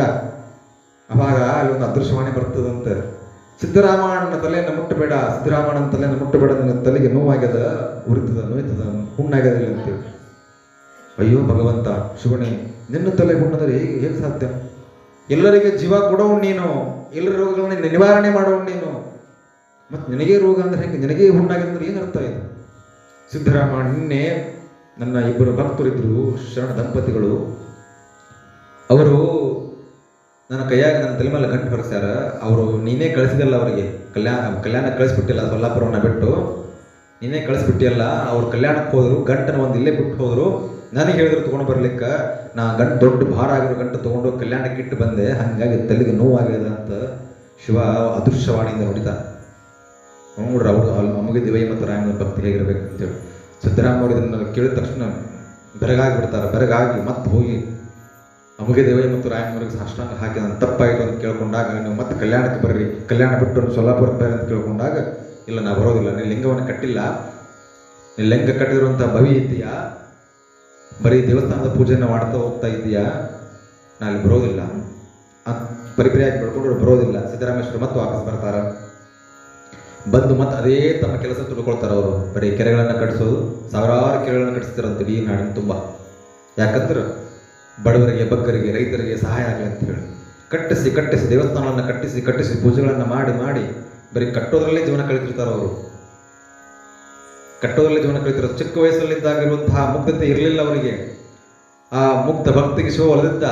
ಆದರೆ ಅವ್ರು ದೊಡ್ಡವರು ಆಗ್ತಾ ದೇವಸ್ಥಾನಗಳನ್ನು ಶಿವ ಹೇಳಿದ್ದ, ಎಲ್ಲದರಲ್ಲೂ ನಾನಿದ್ದೀನಿ, ಸರ್ವಲ್ಲೂ ನಾನಿದ್ದೀನಿ, ನನ್ನ ದೇವಸ್ಥಾನ ಹುಡುಕಬೇಡ ಅಂತ ಹೇಳಿದ್ದ. ಅದನ್ನು ಮರೆತರು. ಮತ್ತೆ ದೇವಸ್ಥಾನವನ್ನು ಕಟ್ಟಲಿಕ್ಕೆ ಪ್ರಾರಂಭ ಮಾಡಿದ್ರು. ಯಾಕಂದ್ರೆ ಜನಗಳು ಅವ್ರಿಗೆ ಉಗೆ ಚಾಂಗಬಲ ಜಯ ಜಯ ಅಂತ ಹೇಳಿ ಜನಗಳು ಹೇಳಿರ್ತಾರಲ್ಲ, ಅವ್ರಿಗೆಲ್ಲ ಜಯಕಾರ ಆಗ್ತಿದ್ರು ದಿನ. ಅವನ್ನ ಕೇಳಿ ಒಂದು ಸೂಕ್ಷ್ಮ ಅಹಂಕಾರ ಬಂದ್ಬಿಟ್ಟಿತ್ತು. ಆ ಅಹಂಕಾರವನ್ನು ಬಿಡಿಸಲಿಕ್ಕೆ ಮಹಾನ್ ಯೋಗಿ, ಮಾಯನ್ನು ಮೀರಿದಂತಹ ಮಾಯಾಕುಲಹಲ, ಮಾಯೆನಗೆದಂಥ ಮಹಾಜ್ಞಾನಿ, ಮಹಾಜಂಗಮ ಅಲ್ಲಮರು ಇಡೀ ದೇಶವನ್ನು ಸುತ್ತಾಡ್ತಾ ಹೋಗ್ತಿರ್ಬೇಕಾದ್ರೆ ಸೊಲ್ಲಾಪುರಕ್ಕೆ ಬರ್ತಾರೆ. ಸೊಲ್ಲಾಪುರಕ್ಕೆ ಬಂದು ಅಲ್ಲಿ ಕೆರೆಯನ್ನು ಕಟ್ಟಿಸ್ತಿರ್ತಾರೆ ಸಿದ್ದರಾಮೇಶ್ವರರು. ಕಟ್ಟಿಸ್ತಿರ್ಬೇಕಾದ್ರೆ ಅಲ್ಲಿ ದೂರ ನಿಂತು ಕರೀತಾರೆ ಅವರು, ಏ ಸಿದ್ದರಾಮ, ನೀನೇ ಏನೋ ಒಡ್ಡರ ಸಿದ್ದರಾಮ ಅಂತ ಏಗುಚಂದ ಕರೆದು ಬಿಡ್ತಾರೆ. ಸಿದ್ದರಾಮೇಶ್ವರ ಅಂದ್ರೆ ಜನ ಭಯ ಭಕ್ತಿಯಿಂದ ನಡ್ಕೊಳ್ತಿರ್ತಾರ. ಅಲ್ಲವರು ಇವ್ರ ಪರಿಚಯ ಯಾರಿಗೂ ಇರೋದಿಲ್ಲ. ಅಲ್ಲಿ ಇವರು ಹುಚ್ಚರಂತೆ ಕೋದ್ ಹಂಗೆ ಬಿಟ್ಕೊಂಡು ಅರ್ಧಂಬರ್ಧ ಹರಿದ ಬಟ್ಟೆಗಳನ್ನು ಹಾಕೊಂಡು ಒಂದು ಜೋಳಿಗೆಯನ್ನು ಹಿಡ್ಕೊಂಡು ಬೆತ್ತ ನೋಡ್ಕೊಂಡು ಬಂದು ಯೋಗಿಗಳು ಹಾಗೆ, ತತ್ವಜ್ಞಾನಿಗಳು ಹಾಗೆ ಯಾವಾಗಲೂ ಬಾಹ್ಯದಲ್ಲಿ ಚಲೋ ಬಟ್ಟೆಯನ್ನು ಹಾಕೊಳ್ಬೇಕು, ಚಂದ ಅಲಂಕಾರ ಮಾಡ್ಕೋಬೇಕು ಅನ್ನೋದು ಇರೋದಿಲ್ಲ ಅವ್ರ ತಲೆಯಲ್ಲಿ. ಹೆಂಗೋ ಕೂದಲನ್ನು ಬಿಟ್ಕೊಂಡು ಹರಿದ ಬಟ್ಟೆಗಳನ್ನು ಹಾಕೊಂಡು ಕೈಗೆ ದಂಡವನ್ನು ಹಿಡ್ಕೊಂಡು ಬಂದ್ಬಿಡ್ತಾರ. ಬಂದು ನೀನೇ ಏನೋ ಒಟ್ಟರ ಸಿದ್ದರಾಮ ಬಾ ಇಲ್ಲಿ ಅಂತ ಕರೀತಾರ. ಅವರು ಕರೆದಾಗ ಸಿದ್ದರಾಮೇಶ್ವರರು ಅವರಿಗೆ ಕೈ ಮುಗಿದು ಕೇಳ್ತಾರ, ಯಾಕೆ ನನ್ನನ್ನು ಏಕುಚಂದ ಕರಿತಾ ಇದ್ದೀರಿ, ಯಾಕೆ ಸಿಟ್ಟು ನಿಮಗೆ ನನ್ನ ಮೇಲೆ ಅಂತ ಕೇಳ್ತಾರೆ. ಅಲ್ಲ, ಶಿವ ಎಲ್ಲ ಕಡೆ ಇದ್ದಾನ, ಸರ್ವನೂ ಶಿವ, ಇದು ಈ ಪ್ರಪಂಚವೆಲ್ಲ ಶಿವಮಯ, ಶಿವಭರಿತ. ನೀನು ಬರೀ ದೇವಸ್ಥಾನ ಕಟ್ಟೋದ್ರೊಳಗೆ ನೀನು ಜೀವನ ಕಳೆದುಬಿಟ್ಟಿಯಲ್ಲ, ಕೆರೆಗಳನ್ನ ಕಟ್ಟೋದ್ರಲ್ಲಿ ನೀನು ಜೀವನ ಕಳೆದುಬಿಟ್ಟಿಯಲ್ಲ. ಇವತ್ತು ಕೆರೆಯನ್ನು ಕಟ್ತಿ, ನೀರು ತುಂಬಿಸ್ತಿ, ಜನಗಳಿಗೆ ನೀರನ್ನು ಕೊಡ್ತಿ, ನೀರು ಕುಡಿದ್ಮೇಲೆ ಮತ್ತೆ ಬಾಯಾರಿಕೆ ಆಗೇ ಆಗ್ತದ. ಹಸಿವನ್ನ ನೆಗಿಸ್ತಿ, ಊಟ ಕೊಡ್ತಿ, ಮತ್ತೆ ಹಸಿವು ಆಗೇ ಆಗ್ತದ ಅವರಿಗೆ. ದೇವಸ್ಥಾನಗಳನ್ನ ಕಟ್ತಿ, ಒಳಗೆ ಪೂಜೆ ಮಾಡ್ಲಿಕ್ಕೆ ಕಲ್ಲು ತಗೊಂಡೋಗಿ ಇಟ್ಟಿದಿ, ಏನು ಫಲ? ಬರೀ ದೇವಸ್ಥಾನ ಕಟ್ಟಿ ಒಂದು ಕಲ್ಲಿನ ಒಂದು ಕೈ ಮುಕ್ಕೊಂಡು ನಿಂತಿ, ನಿನ್ನನ್ನು ನೀನು ತಿಳಿಲಿಲ್ಲ, ನಿನ್ನನ್ನು ನೀನು ಅರಿಲಿಲ್ಲ. ನಿನ್ನ ಒಳಗಡೆ ನಿನ್ನ ಅರಿವೇ ನಿನ್ನ ಅರಿವೇ ಅಲ್ಲಿ ನಿನ್ನ ಒಳಗಡೆನೆ ಭಗವಂತ ಇದಾನ, ನೀನೇ ದೇವರ ಸ್ವರೂಪ ಇದ್ದಿ, ಅದನ್ನು ನಿನ್ನ ಅರಿಲಿಲ್ಲ. ಬರೀ ದೇವಸ್ಥಾನವನ್ನೇ ಕಟ್ಕೊಂಡು ಕೂತಿ, ಕಲ್ಲುಗಳಿಂದ ಕೆರೆಯನ್ನೇ ಕಟ್ಕೊಂಡು ಕುಂತಿ. ನಿನ್ನ ಒಳಗಡೆ ಒಂದು ಕೆರೆಯನ್ನು ಕಟ್ಟಬೇಕಾಗಿತ್ತು, ನಿನ್ನ ಒಳಗಡೆ ನಿನ್ನ ದೇಹದಲ್ಲಿ ಒಂದು ಕೆರೆಯನ್ನು ಕಟ್ಟಬೇಕಾಗಿತ್ತು. ಅದನ್ನು ಮಾಡ್ತಾ ಇಲ್ಲ. ಕರ್ಮಯೋಗಿ ಆಗಿಬಿಟ್ಟಿದ್ದೀಯ, ಬರೀ ಕೆಲಸಗಳನ್ನೇ ಮಾಡ್ತಾ ಹೋಗ್ತಿದ್ಯಾ. ಈ ಉಗೆ ಚಾಂಗಬಲ ಜಯ ಜಯ ಅಂತ ನನಗೆ ಹೇಳ್ತಾರಲ್ಲ, ಆ ಶಬ್ದಗಳನ್ನು ಕೇಳಿ ನಿನಗೆ ಅಹಂಕಾರ ಬಂದ್ಬಿಟ್ಟದ ನಿನಗೆ ಸಿದ್ದರಾಮ ಅಂತ ಹೇಳಿ ತಿದ್ದುವ ಪ್ರಯತ್ನವನ್ನು ಮಾಡ್ತಾರ. ಅಲ್ಲಮರು ಹೇಳ್ತಾರ, ಬರೀ ಹೊರಗಿನ ಕೆರೆಯನ್ನು ಕಟ್ಟಬಾರ್ದು, ಒಳಗೊಂದು ಕೆರೆಯನ್ನು ಕಟ್ಟಬೇಕು. ಎಂಥ ಕೆರೆ ಅಂತ ಹೇಳ್ತಾರ ಅವರು. ತನವೆಂಬ ಏರಿಗೆ ಮನವೆಂಬ ಕಟ್ಟೆ ನೋಡ್ರಿ.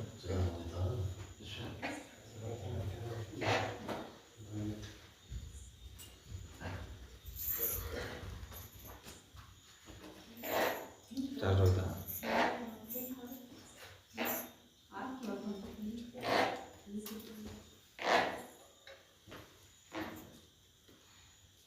ಇದ್ರ ಮೈಕ್ ಕೊಡ್ರಿ, ಇದ್ರ ಮೈಕ್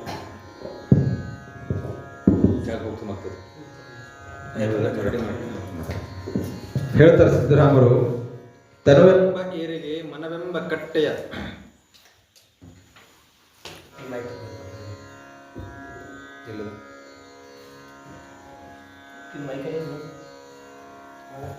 ಅಲ್ಲೇ ಕೊಡ್ರಿ. ಆ ಮೈಕ್ ಕೊಡ್ರಿ.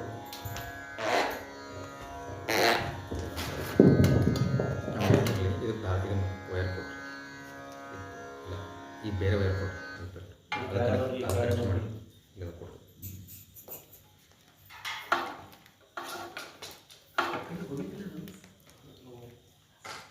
ಕೊಡು ಕೊಡು ಕೊಡು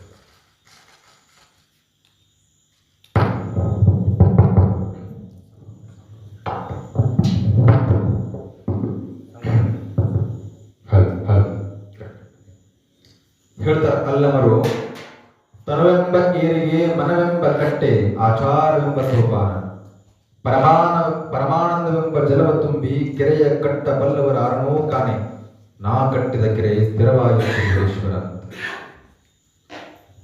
ಎಂಥ ಕೆರೆಯನ್ನು ಕಟ್ಟಬೇಕಾಗಿತ್ತು?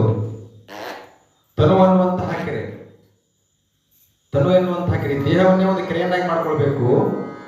ಆ ಕೆರೆಯಲ್ಲಿ ಮನವೆಂಬ ಕಟ್ಟೆ, ಮನಸ್ಸು ಅನ್ನುವಂಥ ಕಟ್ಟೆಯನ್ನು ಕಟ್ಟಬೇಕು. ಕೆರೆಯಲ್ಲಿ ನೀರು ನಿಲ್ಲಬೇಕಂದ್ರೆ ಸೈಡಿಗೆಲ್ಲ ಕಟ್ಟೆಯನ್ನು ಕಟ್ಟಬೇಕಾಗ್ತದೆ. ಮನಸ್ಸು ಅನ್ನುವಂತಹ ಕಟ್ಟೆಯಿಂದ ಈ ಶರೀರವನ್ನು ನಿಲ್ಲಿಸಬೇಕು. ಆಚಾರವೆಂಬ ಸೋಪಾನ, ಸದ್ವಿಚಾರಗಳು, ಸದಾಚಾರಗಳು, ಒಳ್ಳೆಯ ವಿಚಾರಗಳು, ಒಳ್ಳೆಯ ಆಲೋಚನೆಗಳನ್ನುವಂತಹ ಮೆಟ್ಟಗಳನ್ನು ಮಾಡಬೇಕು ಆ ಕೆರೆಗೆ. ಪರಮಾನಂದ ಎಂಬ ಜಲವ ತುಂಬಿ, ಎಂತಹ ಜಲ ಅದು! ಹೊರಗಿನ ಕೆರೆ ಒಳಗಡೆ ಕುಡಿಲಿಕ್ಕಾಗಿರುವಂಥ, ಕುಡಿಲಿಕ್ಕೆ ಯೋಗ್ಯವಾಗಿರುವಂಥ ನೀರನ್ನು ತುಂಬಬಹುದು. ಒಳಗಿನ ಕೆರೆಗೆ ಪರಮಾನಂದ ಎನ್ನುವಂತಹ ಜಲ. ಏನು ಅದ್ಭುತ ಮಾತು ನೋಡಿ! ಪರಮಾನಂದ ಯಾವಾಗ ಸಿಗ್ತದೆ ನಮಗೆ? ನಾವು ಯಾವಾಗಲೂ ಸದಾ ಶುದ್ಧ ಭಕ್ತಿಯಿಂದ, ಶುದ್ಧ ಮನಸ್ಸಿನಿಂದ ಶಿವನನ್ನು ನೆನೆಸ್ತೀವೋ, ಲಿಂಗಾರ್ಚನೆ ಮಾಡ್ತೀವೋ, ಪರಮಾನಂದ ಸಿಗ್ತಾ ಹೋಗ್ತದ. ಅಂತಹ ಪರಮಾನಂದ ಜಲವನ್ನ ಈ ತನುವೆಂಬ ಕೆರೆ ಒಳಗಡೆ ತುಂಬಿಸ್ಬೇಕು. ನಾ ಕಟ್ಟಿದ ಕೆರೆ ಸ್ಥಿರವಾಗಿತ್ತು. ಈ ಕಟ್ಟೆ ಏನಲ್ಲ, ಯಾವಾಗಲೂ ಒಡೆಯೋದೇ ಇಲ್ಲ. ಇದು ನೀ ಕಟ್ಟಿರೋ ಕೆರೆ ನೀರು ಜಾಸ್ತಿ ಆದ್ರೆ ಒಡೆದು ಬಿಡ್ತದ, ನೀರೆಲ್ಲ ಹೊರಗೆ ಬಂದ್ಬಿಡ್ತಾವ. ನೀ ಇಂತಹ ಕೆರೆಯನ್ನ ಕಟ್ಟು, ಆ ಕೆರೆ ಯಾವಾಗಲೂ ಒಡೆಯೋದಿಲ್ಲ, ಸ್ಥಿರವಾಗಿರ್ತದ ಅಂತಹ ಕೆರೆ ಅಂತ ಹೇಳ್ತಾರ ಅವರು. ಮುಂದೆ ಅವರದ್ದು ಅಲ್ಲಮರು ಹೇಳ್ತಾರ, ದೇಹದೊಳಗೆ ದೇವಾಲಯವಿದ್ದು ಮತ್ತೆ ಬೇರೆ ದೇವಾಲಯವೇಕೆ ಗುಹೇಶ್ವರ, ನೀನು ಕಲ್ಲಾದರೆ ನಾನೇನಪ್ಪೆನು. ಅಲ್ಲ, ನಿನ್ನ ದೇಹವೇ ಒಂದು ದೇವಾಲಯ. ಈ ನಿನ್ನ ದೇಹ ಅದಲ್ಲ, ಈ ದೇಹ ಭಗವಂತ ಸೃಷ್ಟಿಸಿಕೊಟ್ಟಿರುವಂತಹ ಅದ್ಭುತ ದೇವಾಲಯ. ಒಳಗೆ ದೇವರದಾನ. ಇದನ್ನು ಬಿಟ್ಟಿದ್ದೀಯಾ? ಹೊರಗಡೆ ದೇವಸ್ಥಾನವನ್ನೇ ಕಟ್ಕೊಂಡು ಹೊರಟಿದ್ದೀಯಾ? ಕಲ್ಲ ಮನೆಯ ಮಾಡಿ, ಕಲ್ಲ ದೇವರ ಮಾಡಿ, ಕಲ್ಲ ಮೇಲೆ ಕಲ್ಲು ಕೆಡದರೆ ದೇವರೆತ್ತ ಹೋದನು. ಎಷ್ಟು ಅದ್ಭುತವಾದ ಮಾತು ಪ್ರಶ್ನೆ ಕೇಳ್ಬಿಡ್ತಾರೆ ಅಲ್ಲಮರು. ಅಲ್ಲಿಗೆ ಅಲ್ಲಮರು ಆ ಕೇಳಿದ ಪ್ರಶ್ನೆಗೆ ಸಿದ್ದರಾಮರು ಬದಲಾಗ್ಬಿಡ್ತಾರೆ. ದೊಡ್ಡ ದೇವಸ್ಥಾನವನ್ನು ಕಟ್ತಿರ್ತಾರೆ ಸಿದ್ದರಾಮರು. ಅವ್ರು ಕೇಳ್ತಾರ, ಕಲ್ಲಿನ ಮನೆಯನ್ನ ಕಟ್ಟಿ, ಕಲ್ಲ ದೇವರ ಮಾಡಿ, ಕಲ್ಲಿನ ಮನೆಯ ಮಾಡಿ, ಕಲ್ಲ ದೇವರ ಮಾಡಿ, ಒಂದು ಕಲ್ಲಿನ ತಗೊಂಡು ಮತ್ತೊಂದು ಕಲ್ಲನ್ನೇ ಇರಿಸಿದ್ದಿ, ಅದು ಕಲ್ಲಷ್ಟೇ. ಅಲ್ಲಿ ಹೆಂಗೆ ದೇವರು ಸಿಗ್ತದೆ ನಿನಗೆ? ದೇವರು ಸಿಗಬೇಕಂದ್ರೆ ನೀನು ಅಂತರ್ಮುಖಿ ಆಗ್ಬೇಕು. ನಿನ್ನೊಳಗೆ ನೀನು ತಿಳಿದು ನೋಡಬೇಕು. ಒಳಗಡೆ ಇದ್ದಾನ. ಇಲ್ಲಿ ದೇವಸ್ಥಾನವನ್ನು ಕಟ್ಟಿ ಈ ದೇವಸ್ಥಾನದಲ್ಲಿ ದೇವರ ಹುಡುಕು ಬೇಡ, ಇಲ್ಲಿ ಒಳಗಡೆ ದೇವರನ್ನು ಹುಡುಕು ಅಂತ ಹೇಳಿದಾಗ ಸಿದ್ದರಾಮರು ಬದಲಾಗಿರ್ತಾರೆ. ಅಲ್ಲಮರು ಅವರ ಕಣ್ಣನ್ನು ತೆರೆಸ್ತಾರೆ. ನನ್ನ ಕೆಲಸ, ನಾನು ಬಂದಿರೋ ಕಾರ್ಯ ದೇವಸ್ಥಾನ ಕೆರೆಗಳನ್ನು ಕಟ್ಟೋದಲ್ಲ. ಇಲ್ಲಿವರೆಗೂ ಬಹಳಷ್ಟು ಕೆಲಸಗಳನ್ನು ಮಾಡಿದ್ದೀನಿ, ಕರ್ಮಗಳನ್ನು ಮಾಡಿದ್ದೀನಿ. ಇನ್ನು ಮುಂದೆ ಸುಯೋಗವನ್ನು ಮಾಡಬೇಕು ಅಂತ ತಿಳ್ಕೊಂಡು ಅಲ್ಲಮರು ಏನು ಮಾಡ್ತಾರಂದ್ರೆ ಅವ್ರನ್ನ ಕರ್ಕೊಂಡು ನಡೆ ಕಲ್ಯಾಣಕ್ಕೆ ಹೋಗೋನು. ಬಸವಣ್ಣನವರು ಅನ್ನುವಂಥ ಮಹಾತ್ಮ ಅಲ್ಲಿದ್ದಾರ. ಅನುಭವ ಮಂಟಪ ಅನ್ನುವಂತಹ ಅನುಭವ ಸದನವನ್ನು ಕಟ್ಟ್ಯಾರ. ಮಹಾಮಣಿ ಅನ್ನುವಂತಹ ಅದ್ಭುತವಾಗಿರುವಂತಹ ಅರಿವಿನ ಮನೆಯನ್ನು ಕಟ್ಟ್ಯಾರ.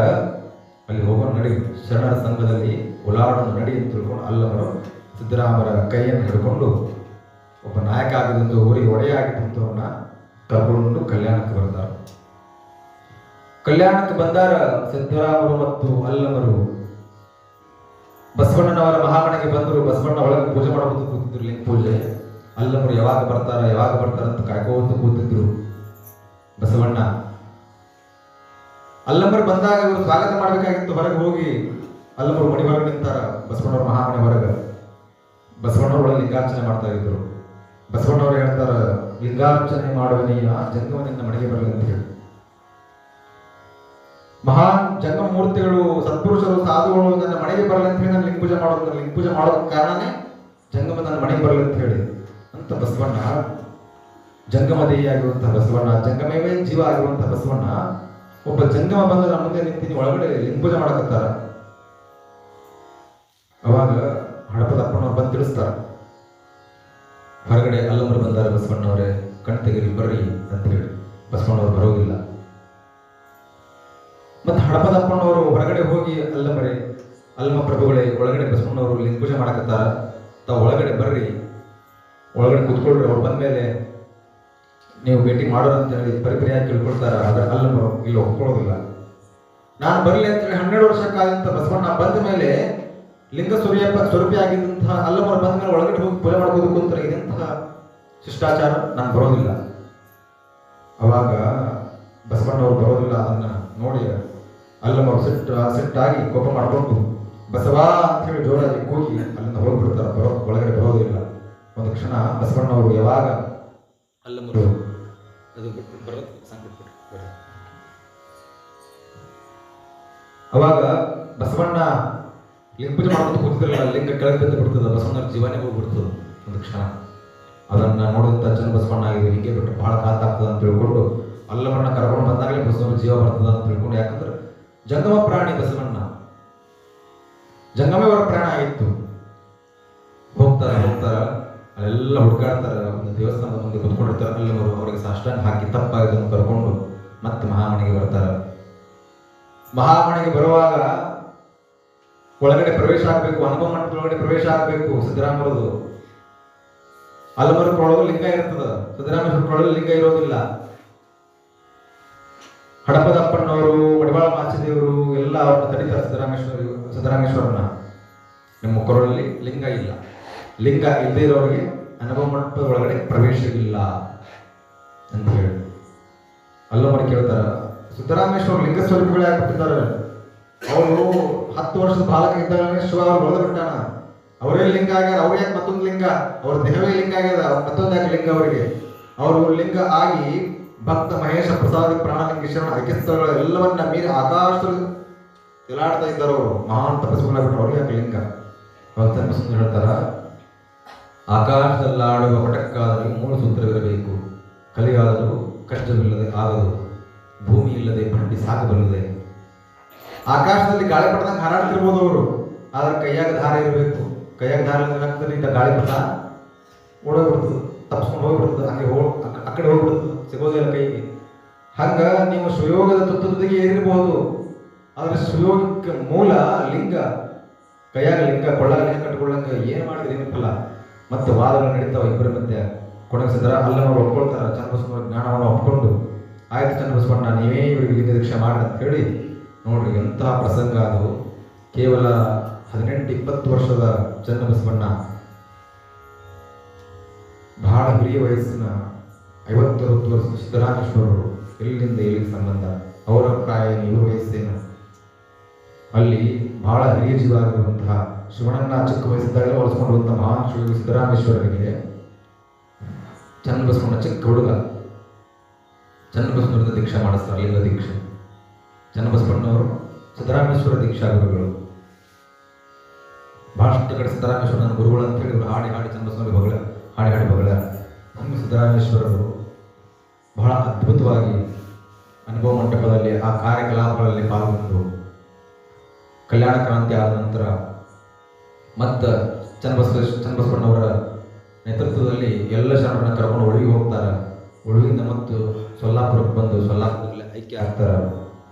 ಹಿಂಗೆ ಅದ್ಭುತವಾಗಿ ಕರ್ಮಯೋಗಿ ಸಿದ್ದರಾಮೇಶ್ವರ ಅಂತಿದ್ದವರು ಶಿವಯೋಗಿ ಸಿದ್ದರಾಮೇಶ್ವರ ಅಂತ ಆದರು. ಬಹಳ ಅದ್ಭುತ ವಚನಗಳನ್ನು ಬರೆದವರು. ಅವರೇ ಹೇಳೋ ಪ್ರಕಾರ ಎಷ್ಟು ವಚನ ಬರೆದಿರಂದ್ರೆ ಅವರು 60,000 ವಚನಗಳನ್ನು ಬರೆದಿರಂತವ್ರು. 60,000 ವಚನಗಳು, 68,000 ವಚನಗಳು, 68,000 ವಚನಗಳ ಹಾಡಿ ಎನ್ನತ್ತನು ಬಳಲಿತ್ತು ಅಂತ ಹೇಳ್ಕೊಳ್ತಾರೆ ಅವರೇ ಒಂದು ವಚನಗಳಲ್ಲಿ. 68,000 ವಚನ ನಮ್ಗೆ ಸಿಕ್ಕಿರೋದೇ ಎಲ್ಲ ಶರಣರು ಸೇರಿ ಕೇವಲ 22,000 23,000 ವಚನಗಳಷ್ಟೇ. ಸಿದ್ದರಾಮೇಶ್ವರ ಅಂತ ಒಬ್ಬರೇ 68,000 ವಚನಗಳನ್ನು ಬರೆದಿದ್ರು. ನೋಡಿ ಎಷ್ಟು ಅಪಾರವಾಗಿತ್ತು ವಚನ ಸಾಹಿತ್ಯ, ಎಷ್ಟು ದೊಡ್ಡದಾಗಿತ್ತು. ಕಲ್ಯಾಣ ಕ್ರಾಂತಿಯಲ್ಲಿ ಅರ್ಧ ಕದ ಅಲ್ಲೇ ಸುಟ್ಟು ಹೋಯಿತು, ಮತ್ತೆ ಅರ್ಧ ಕದ ಈ ಕಾಲ ಜೊತೆಗೆ ಮರೆ ಆಗ್ಬಿಡ್ತು. ಒಂದು ವಚನದಲ್ಲಿ ಬರೀತಾರೆ ಅವರು, ಹೇಗೆ ಮನುಷ್ಯ ಹುಟ್ಟಿದ ಮೇಲೆ ಬರೀ ಸಂಸಾರದೊಳಗಡೆ ಬಿದ್ದು, ಸಂಸಾರದ ಬಲೆಯಲ್ಲಿ, ಮಾಯದ ಬಲೆಯಲ್ಲಿ ಬಿದ್ದು ಒದ್ದಾಡಿ ಈ ಅದ್ಭುತವಾಗಿರುವಂತಹ ಮನುಷ್ಯ ಜೀವನವನ್ನು ಮುಕ್ತಾಯ ಮಾಡಿಬಿಡ್ತಾನಲ್ಲ ಅಂತ ಹೇಳಿ. ಸಂಸಾರವೆಂಬ ರಾಹುವಿನ ಅಣಲೊಳಗೆ ಇದ್ದೇನೆಯ. ಆವಾಗ ಭಂಗಿ ತಂದರಿಯೇ, ಆವಾಗ ಮುಗುಳು ತಂದರಿಯೇ, ಅದರ ಬಾಯಿಂದನ್ನ ತೆಗೆದು ಕಾಯಯ್ಯ ಕಪಿಲಿಸಿದ ಮಲ್ಲಿಕಾರ್ಜುನ ಅಂತ ಹೇಳಿ. ಮನುಷ್ಯ ಹುಟ್ಟಿದ ಮೇಲೆ ಬರೀ ಈ ಸಂಸಾರದ ಚಿಂತೆಯಲ್ಲಿ ಆಸೆ ಆಮಿಷಗಳಲ್ಲಿ ಬಿದ್ದು ಬಿದ್ದು ಬಿದ್ದು ಹೊರಲಾಡ್ತಾ ಇದ್ದ. ಶಿವನ ಚಿಂತೆಯನ್ನು ಮಾಡಲೇ ಇಲ್ಲ. ಈ ಭವಬಂಧನ ಹರಿದುಕೊಳ್ಳುವಂತ ಪರಿ ಅವನಿಗೆ ಗೊತ್ತಾಗಲೇ ಇಲ್ಲ. ಬರೀ ಆಸೆಯಲ್ಲೇ ಬಿದ್ದು ಬಿದ್ದು ಸತ್ತೋಗ್ಬಿಟ್ನಲ್ಲ, ಸಂಸಾರಗಳಿಗೆ ಬಿದ್ದು ಬಿದ್ದು ಸತ್ತೋಗ್ಬಿಟ್ನಲ್ಲ. ಈ ಸಂಸಾರ ಕ್ಷಣಿಕ ಐತೆ. ಹೆಂಗ ಈಗ ನೋಡ್ರಿ, ಸೂರ್ಯ ಮತ್ತು ಚಂದ್ರನಿಗೆ ಏನಾಗ್ತದೆ, ಗ್ರಹಣ ಹಿಡ್ಕೊಳ್ತದ. ರಾಹು ಬಂದು ಸೂರ್ಯನ ತಿಂತಾನ ಅಂತ ಹೇಳ್ತಾರೆ. ಅಲ್ಲಿ ರಾಹು ಅನ್ನುವಂಥದ್ದು ಬರೀ ಕಲ್ಪನೆ ಅಷ್ಟೇ, ಅದು ಇರೋದಿಲ್ಲ, ಸುಳ್ಳು. ರಾಹು ಅನ್ನೋದು ಸುಳ್ಳು. ಯಾವಾಗ ಸೂರ್ಯನಿಗೆ ಚಂದ್ರ ಅಡ್ಡಾಗಿ ಬರ್ತಾನ ಅವಾಗ ಗ್ರಹಣ ಆಗ್ತದ, ಸೂರ್ಯಗ್ರಹಣ. ಮತ್ತ ಚಂದ್ರನಿಗೆ ಸೂರ್ಯ ಯಾವಾಗ ಅಡ್ಡಾಗಿ ಬರ್ತಾನ ಆ ನೆರಳು ಭೂಮಿ ಮೇಲೆ ಬೀಳೋದ್ರಿಂದ ಅವಾಗ ಚಂದ್ರಗ್ರಹಣ ಆಗ್ತದೆ. ಅದೊಂದು ಕಲ್ಪನೆ. ಅವರು ಎಷ್ಟು ಅದ್ಭುತವಾಗಿ ಹೋಲಿಸ್ಯಾರ ಗ್ರಹಣಕ್ಕೆ ಈ ಸಂಸಾರವನ್ನು, ನಮ್ಮ ಬದುಕನ್ನು. ಹೆಂಗ ಗ್ರಹಣ ಅನ್ನುವಂಥದ್ದು, ರಾಹು ಅನ್ನುವಂಥವ್ನು ತಿಂತಾನ ಅಂತ ಹೇಳ್ತಾರಲ್ಲ, ಅದು ಸುಳ್ಳು. ಅದು ಬರೀ ಕಾಲ್ಪನಿಕ ಅಷ್ಟೇ. ಹಂಗ ಈ ಮನುಷ್ಯನ ಬದುಕು ಏನದಲ್ಲ ಸಂಸಾರದಲ್ಲಿ, ಇದು ಕೂಡ ಸುಳ್ಳು, ಕಾಲ್ಪನಿಕ, ನಶ್ವರವಾಗಿರುವಂಥದ್ದು. ಇದು ನನಗೆ ಯಾವಾಗ ತಿಂತದಂತ ಗೊತ್ತಿಲ್ಲ, ಯಾವಾಗ ಉಳಿದಂತ ಗೊತ್ತಿಲ್ಲ. ಇದರಿಂದ ನನ್ನನ್ನು ಬಿಡಿಸಿ ಕಾಯಯ್ಯ ಕಾಯಯ್ಯ ಅಂತ ಹೇಳಿ ಚೆನ್ನಮಲ್ಲಿಕಾರ್ಜುನ ಬಿಡ್ಕೊಳ್ತಾ ಇರ್ತಾವ. ಯಾಕಂದ್ರೆ ಮಾಯಲ್ಲಿ ಬಿದ್ದು ಬಿದ್ದು ಒದ್ದಾಡ್ತಿದ್ದ ಮನುಷ್ಯ. ಮಾಯ ಅನ್ನುವಂಥದ್ದು ಅಂದ್ರೆ ಹೆಣ್ಣು ಮಾಯ ಎಂಬರು ಹೆಣ್ಣು ಮಾಯ ಇಲ್ಲ, ಹೊಣ್ಣು ಮಾಯ ಎಂಬರು ಹೊಣ್ಣು ಮಾಯ ಇಲ್ಲ, ಮಣ್ಣು ಮಾಯ ಎಂಬರು ಮಣ್ಣು ಮಾಯ ಇಲ್ಲ, ಮನದ ಮುಂದನ ಆಸೇ ಮಾಯ ಕಾಣದು ಈಶ್ವರ ಅಂತ ಹೇಳ್ತಾರಲ್ಲ. ಮಾಯ ಯಾವಾಗ ಆಗ್ತದ ಮಾಯ ಅಂತಂದ್ರ ಮನಸ್ಸಿನೊಳಗಡೆ ಆಸೆ ಹುಡ್ಕೊಳ್ತದಲ್ಲ, ಅತಿಯಾದ ಆಸೆ ಬಯಕೆಗಳು ಅನುಭವಿಸ್ಬೇಕು, ಮಣ್ಣನ್ನ ಅನುಭವಿಸ್ಬೇಕು, ಹೆಣ್ಣನ್ನ ಅನುಭವಿಸ್ಬೇಕು, ಹಣವನ್ನು ಗಳಿಸ್ಬೇಕಂತೇಳಿ ಆಸೆ ಹುಡ್ಕೊಳ್ತದಲ್ಲ, ಅವಾಗ ಅದು ಮಾಯ ಕಾಡ್ತದೆ. ಅಲ್ಲಿವರೆಗೂ ಮಾಯ ಆಗಿರೋದಿಲ್ಲ ಅದು. ಅವಾಗ ಹೇಳ್ತಾನೆ ಬಂದ್ರು ಹೆಣ್ಣು ಮಾಯ ಹೆಣ್ಣು ಮಾಯ ಹೆಣ್ಣು ಮಾಯ ಅಂತ ಹೇಳಿ ನಮಗೆ ಬಿಂಬಿಸ್ತಾನೆ ಬಂದ್ರು ಅನಾದಿ ಕಾಲದಿಂದ. ಆದ್ರೆ ಸಿದ್ದರಾಮೇಶ್ವರ ಹೇಳ್ತಾರ, ಹೆಣ್ಣು ಹೆಣ್ಣಲ್ಲ, ಹೆಣ್ಣು ಮಾಯ ಅಲ್ಲ, ಹೆಣ್ಣು ರಕ್ಕಸಿ ಅಲ್ಲ, ಹೆಣ್ಣು ಸಾಕ್ಷಾತ್ ಕಪಿಲಸಿದ್ಧ ಮಲ್ಲಿಕಾರ್ಜುನ ಅಂತ ಹೇಳಿದ್ರು ಸಿದ್ದರಾಮೇಶ್ವರರು. ಇಂತಹ ಸ್ವಾತಂತ್ರ್ಯವನ್ನ, ಎಂತಹ ಗೌರವವನ್ನು ಸ್ತ್ರೀಯರಿಗೆ ಹೆಣ್ಮಕ್ಕಳಿಗೆ ಕೊಟ್ಟರು. ಅಲ್ಲಮರು ಹೆಣ್ಣು ಮಾಯ ಅಲ್ಲ, ಹೆಣ್ಣು ಸಾಕ್ಷಾತ್, ಹೆಣ್ಣು ಮನದ ಮುಂದೆ ಆಸೆ ಮಾಯ ಕಾಣ ಅಂತ ಹೇಳ್ತಾರೆ. ಹೆಣ್ಣು ಮಾಯ ಅಲ್ಲ, ಮಣ್ಣು ಮಾಯ ಅಲ್ಲ, ಮನಸ್ಸಿನೊಳಗೆ ಆಸೆ ಹುಡ್ಕೊಳ್ತದಲ್ಲ, ಗಳಿಸ್ಬೇಕು, ಅನುಭವಿಸ್ಬೇಕು, ಈ ಸಂಸಾರದಲ್ಲಿ ಬಿದ್ದು ತುಳಲಾಡಬೇಕು ಅನ್ನುವಂಥ ನಶ್ವರ ಈ ಬದುಕಿನ ಆಸೆ ಹುಡ್ಕೊಳ್ತದಲ್ಲ, ಅವಾಗ ಮಾಯ ಹುಡ್ಕೊಳ್ತದ. ಆಸೆ ಮಾಯೆಗೆ ಮೂಲ ಕಾರಣ. ಬುದ್ಧ ಹೇಳಿದ್ನಲ್ಲ, ಆಸೆ ದುಃಖಕ್ಕೆ ಮೂಲ ಕಾರಣ ಅಂತೇಳಿ. ಶರಣರು ಅದನ್ನು ಮತ್ತೆ ಬಿಡಿಸಿ ಬಿಡಿಸಿ ಬಿಡಿಸಿ ಕೊಟ್ಟರು ನಾವು, ಹೆಂಗ ಆಸೆ ದುಃಖಕ್ಕೆ ಕಾರಣ ಆಗ್ತದೆ ಅಂತೇಳಿ. ಒಂದು ಹೊರಗೆ ಒಂದು ಮುದುಕಿ ಇದ್ದಿಲ್ರಿ, ಹಣ್ಣು ಮುದುಕಿ, ಸ್ವಲ್ಪ ಹೆಚ್ಚಿಗೆ ಕೊಟ್ಟರು ಸೋನು.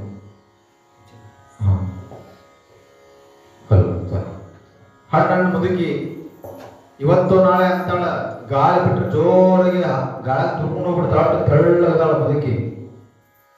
ಆ ಮುದುಕಿಗೆ ಎಂತ ಆಸೆ ಅಂದ್ರೆ ಸಾಯಕ್ಕಾಗ್ಯದ, ಮೈ ತುಂಬ ಬಂಗಾರ ಹಾಕೊಂಡು ಓಡ್ ತುಂಬ ಮೆದಾಡ್ಬೇಕು, ಮೈ ತುಂಬ ಬಂಗಾರ ಹಾಕೊಂಡು ಮೆದಾಡ್ಬೇಕು.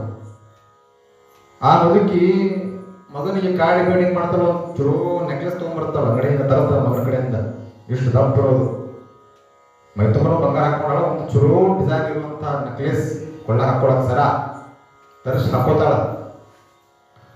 ಆ ನೆಕ್ಲೆಸ್ ಬಹಳ ಬೆಲೆ ಬಾಳುವಂಥದ್ದು, ಲಕ್ಷಾಂತರ ರೂಪಾಯಿ ಬೆಲೆ ಬಾಳುವ ನೆಕ್ಲೆಸ್. ಅದರೊಳಗೆ ಮತ್ತು ವಜ್ರದ ಹರಳುಗಳು ಫಳ ಫಳ ಹೊಳಿತಿರ್ತಾವು. ಮುದುಕಿ ಆಗ್ಯದ, ಮುಖ ಎಲ್ಲ ಸ್ವಲ್ಪ ಬದನೆಕಾಯಿ ಆಗ್ಯದ. ಮುದುಕಿಯರ ಮಕ್ಕಳು ಇರ್ತಾವಲ್ರಿ, ಈಗ ಬದನೆಕಾಯಿ ತಗೊಂಡು ಒಲೆ ಹಾಕಿ ಆಗ್ತದಲ್ಲ, ಮತ್ತೆ ಹಂಗಾಗಿರ್ತದೆ. ಆ ಅಜ್ಜಿನ ನೋಡ್ಕೊಂಡು ಇರ್ಬೋದಿರ್ಬೋದು, ನನಗೆ ಅಂತ ಹೇಳಿ